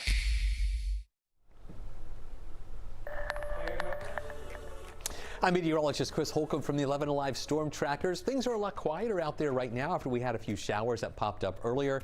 Now we'll let you know whether or not we'll see additional showers developing as we head into the weekend. And up next, we are taking a look at the November races that could shake up who holds the power in Congress. Also straight ahead, Fulton and Cobb County schools say they're going virtual this school year. So what does that mean for high school football? We'll talk about it as we continue here in the Hour of Power.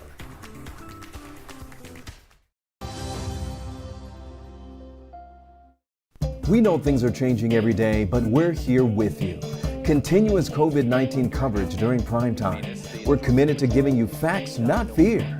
On 11 Alive News Primetime, weeknights from 8 to 11 on WATF. There are everyday actions to help prevent the spread of respiratory diseases. Wash your hands. Avoid close contact with people who are sick. Avoid touching your eyes, nose, and mouth. Stay home when you are sick. Cover your cough or sneeze. Clean and disinfect frequently touched objects with household cleaning spray. For more information, visit cdc.gov/COVID-19. This message brought to you by the National Association of Broadcasters and this station.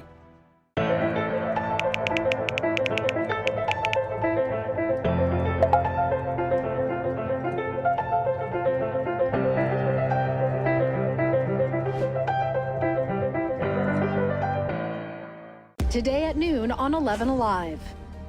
We are seeing that lack of smell or altered taste can be a symptom.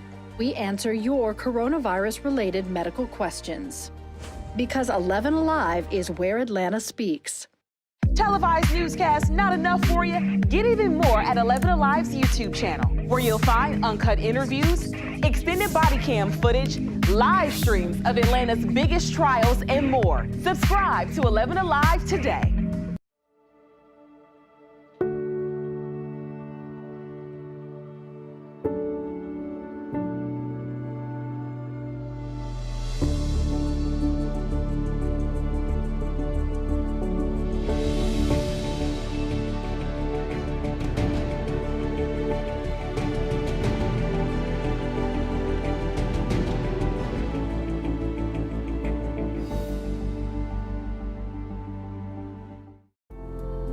In times of great uncertainty, some things become more clear. The things we take for granted, the people we depend on daily. Here at 11 Alive, we'd like to say thank you. First responders, medical staff, sanitation workers, truck drivers, postal workers, and every brave Georgian doing their part to make a difference. We see you, we hear you, and we appreciate all that you do. Let's start with a viral message going around. Quote, vast majority of people who died had ibuprofen Advil in their system. This message is fake. We just bought 20 dust masks for $97. Are you doing this to help people or are you doing this to make money or both? Both. Take this email sent to the Verify team. Is it safe to have your house cleaned by outside workers? The best practice is to limit guests to emergencies only.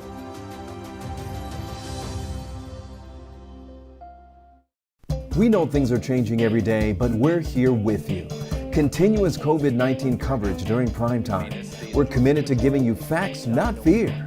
On 11 Alive News Primetime, weeknights from 8 to 11 on WATF. There are everyday actions to help prevent the spread of respiratory diseases. Wash your hands. Avoid close contact with people who are sick. Avoid touching your eyes, nose, and mouth. Stay home when you are sick. Cover your cough or sneeze. Clean it. Presidential election has been the focus for so many come November, but the congressional election also is one to watch. We're looking at key races and scenarios that could shift power in the House and the Senate. Most of the focus of the November election will be on the showdown between President Donald Trump and former Vice President Joe Biden. No matter which way that goes, the battle for control of Congress will be important too, with the coronavirus pandemic and high unemployment likely to still be issues into the new year. Also at stake within the next 4 years is the possible future of the U.S. Supreme Court. Democrats control the House with 233 seats to the Republicans' 197. One seat is held by former Republican Justin Amash, who is now a Libertarian. 4 seats, formerly held by the GOP, are vacant. To ensure they keep control, Democrats must have a net loss of no more than 15 seats. For Republicans to win control, they would need a net gain of 16, plus win back those 5 other non-Democratic seats. In the Senate, Republicans have a 53-45 advantage, but there are 2 independents, Bernie Sanders and Angus King, who caucus with the Democrats. To ensure control of the Senate, the GOP must have a net loss of no more than 2 seats. Democrats would need a net gain of 4 seats to gain control if you include Sanders and King. But remember, the vice president acts as the tie-breaking vote on bills in the Senate, so a 50-50 split means the advantage goes to the president's party. This is potentially key for the makeup of the Supreme Court. Ruth Bader Ginsburg and Stephen Breyer are 2 of the oldest sitting judges in the court's history and could possibly step down in the next 4 years. If you have any questions about the upcoming elections, 11 Alive's Decision 2020 team is here for you. We're focusing on the topics our viewers have told us matter the most, like immigration, the economy, and health care. If you have something you want us to cover, let us know. Very easy to do. Well, it's a lot quieter out there right now, and you know, a lot of us made it through the day today and the evening without any rain around. We just had a few of those isolated showers and a couple of thunderstorms that developed a little bit earlier. Most of those were on the east side of Atlanta and southeast of us. They moved up to the north and then just rained themselves out, but some of them had some heavy rain, thunder and lightning.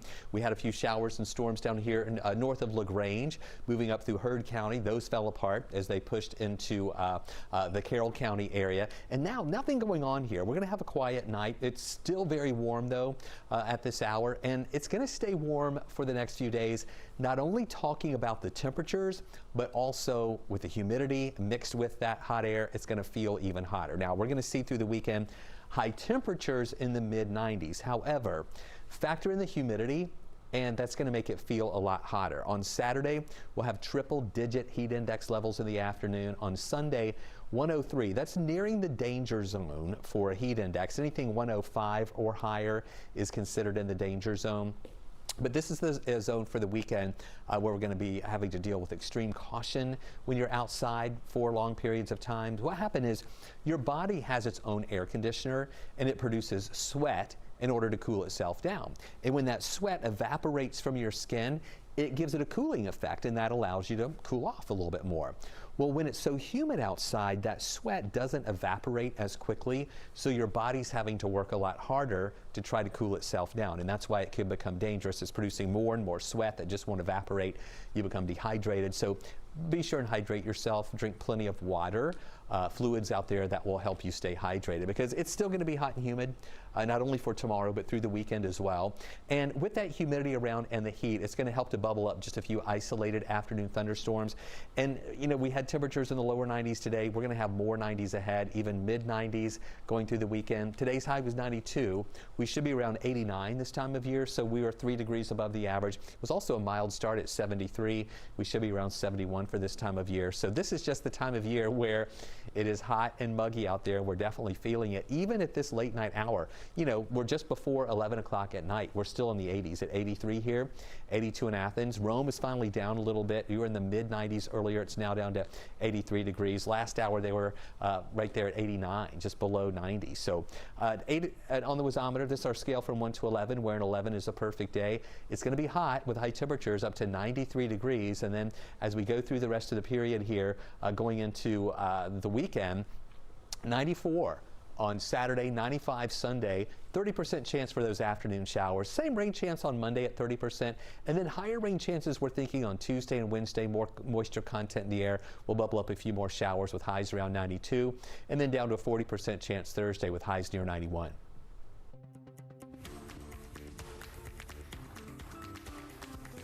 For everybody, it's not worth it, you know, to play this in this kind of conditions. You saw the tempo was really slow. There's no benefit for, I think, the supporters who watch it, but also the players, because, you know, circumstances were really tough today. Frank DeBoer sounding off on the hot 9 a.m. conditions for Atlanta United's loss against FC Cincinnati today. He said the team had their pregame meal at 6 a.m. and who is really going to benefit from an early time slot. It was not the Five Stripes. FC Cincinnati was lethargic at the start, but found their footing in the second half. The game's lone goal came in the 76th minute for FC Cincinnati, a strong one right there. Because of 2 red cards, they played most of the match with a man down, and any last-second effort was stopped because of that kick from J.J. Williams. So Atlanta loses 1-0, 0 points, 0 goals. Five Stripes know that they can do better and will do better. I know we can score goals, but yeah, if you have to put one striker out because you're 10 men down, yeah, then it's normal that you don't score suddenly 2 or 3 goals. At that point, I'm not sure it's so much about passion as it is about figuring out the tactics of the game, trying to find your opportunities to score. Unfortunately, we didn't. Well, just because school is not happening in the building doesn't necessarily mean there cannot be sports on campus. It's a big debate. If schools are virtual, should there then be sports? Decisions are forthcoming, and Alex Glaze tells us how coaches are preparing for the unknown. With the school year rapidly approaching, school systems are deciding how learning will take place. But there's also another big decision on the table, whether or not to still have sports. Football is important to the livelihood of this school. I mean, that's just the facts. The Georgia High School Association has been providing guidelines for a return to sports and competition, even if school is held virtually. As long as they're enrolled in that school, and that school is determining their grades and keeping their transcript at that school, then and they meet all other areas of the eligibility requirements, then yes, they would be eligible. Fulton and Cobb County both announced Thursday learning would start 100% virtual this school year. Fulton is undecided about sports this fall. In a tweet, County Athletic Director Stephen Krabs said, "I know everyone has questions and concerns surrounding Fulton County Schools athletics.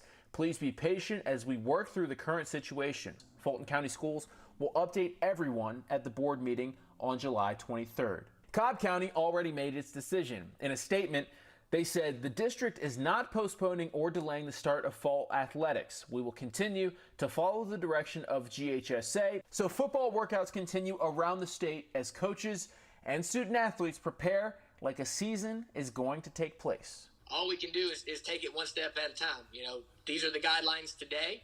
The guidelines may shift and be a little different tomorrow. Yeah, they're going to shift. It's going to be different tomorrow. That's it for sports. We'll take a break. We're back right after this. And this station.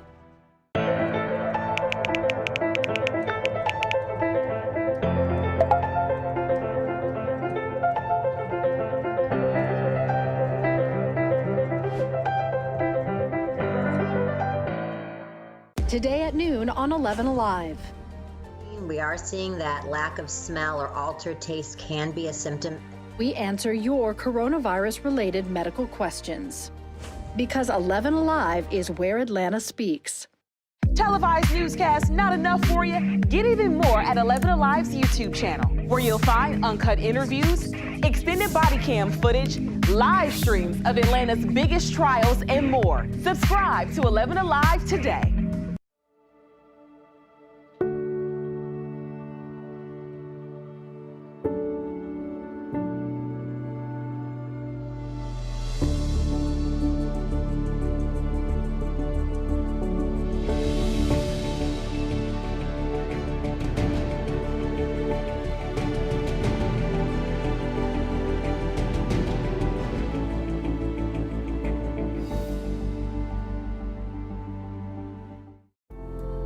In times of great uncertainty, some things become more clear. The things we take for granted, the people we depend on daily. Here at 11 Alive, we'd like to say thank you. First responders, medical staff, sanitation workers, truck drivers, postal workers, and every brave Georgian doing their part to make a difference. We see you, we hear you, and we appreciate all that you do. Let's start with a viral message going around. Quote, vast majority of people who died had ibuprofen Advil in their system. This message is fake. We just bought 20 dust masks for $97. Are you doing this to help people, or are you doing this to make money, or both? Both. Take this email sent to the Verify team. Is it safe to have your house cleaned by outside workers? The best practice is to limit guests to emergencies only.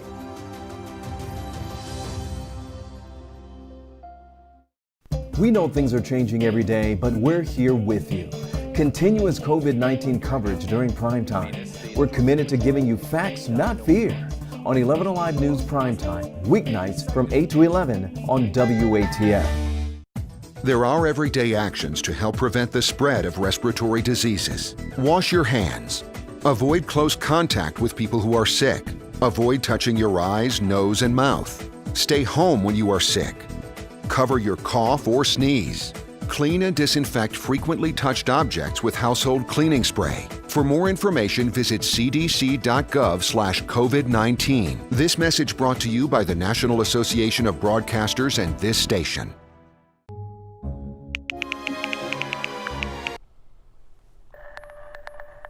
We're going to see more hot, humid weather the next few days through the weekend. It gets up to 93 degrees on Friday with only a 20% chance for a shower. Rain chances a little higher Saturday, Sunday, and Monday at 30%, but the temperatures go up too. 95 on Sunday. With the heat index, it's going to feel like the triple digits for the weekend. And then the rain chances will be higher Tuesday and Wednesday, about a 50% chance for showers with highs around 92, and then down to a 40% chance on Thursday. High temperatures right around 91 degrees. So rain chances on the lower end, temperatures on the high end, add in the humidity, and it's going to feel even hotter out there. All right, Chris, thank you, and thank you for watching. We appreciate it. Up late over on 11 Alive with Ron Jones is minutes away, and we will see you tomorrow night right here on the Big 36. The news continues at 11alive.com. Good night, everyone.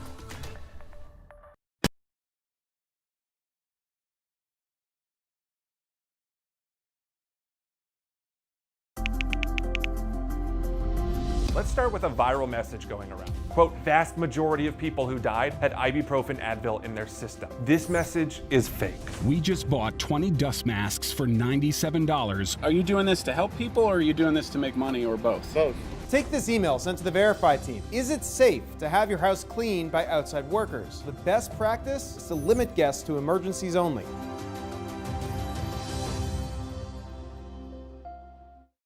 We know things are changing every day, but we're here with you. Continuous COVID-19 coverage during prime time. We're committed to giving you facts, not fear.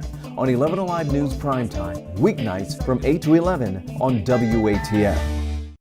There are everyday actions to help prevent the spread of respiratory diseases. Wash your hands. Avoid close contact with people who are sick. Avoid touching your eyes, nose, and mouth. Stay home when you are sick. Cover your cough or sneeze. Clean and disinfect frequently touched objects with household cleaning spray. For more information, visit cdc.gov/COVID-19. This message brought to you by the National Association of Broadcasters and this station.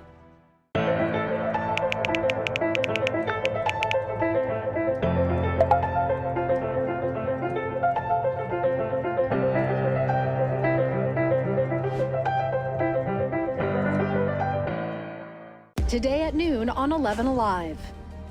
We are seeing that lack of smell or altered taste can be a symptom. We answer your coronavirus-related medical questions. Because 11 Alive is where Atlanta speaks.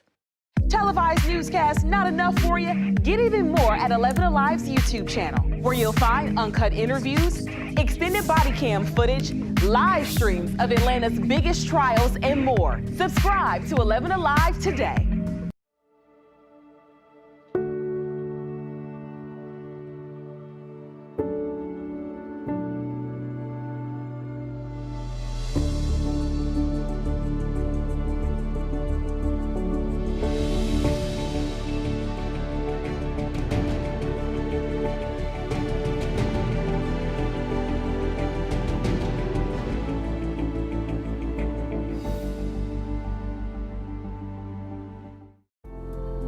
In times of great uncertainty, some things become more clear. The things we take for granted, the people we depend on daily. Here at 11 Alive, we'd like to say thank you. First responders, medical staff, sanitation workers, truck drivers, postal workers, and every brave Georgian doing their part to make a difference. We see you, we hear you, and we appreciate all that you do.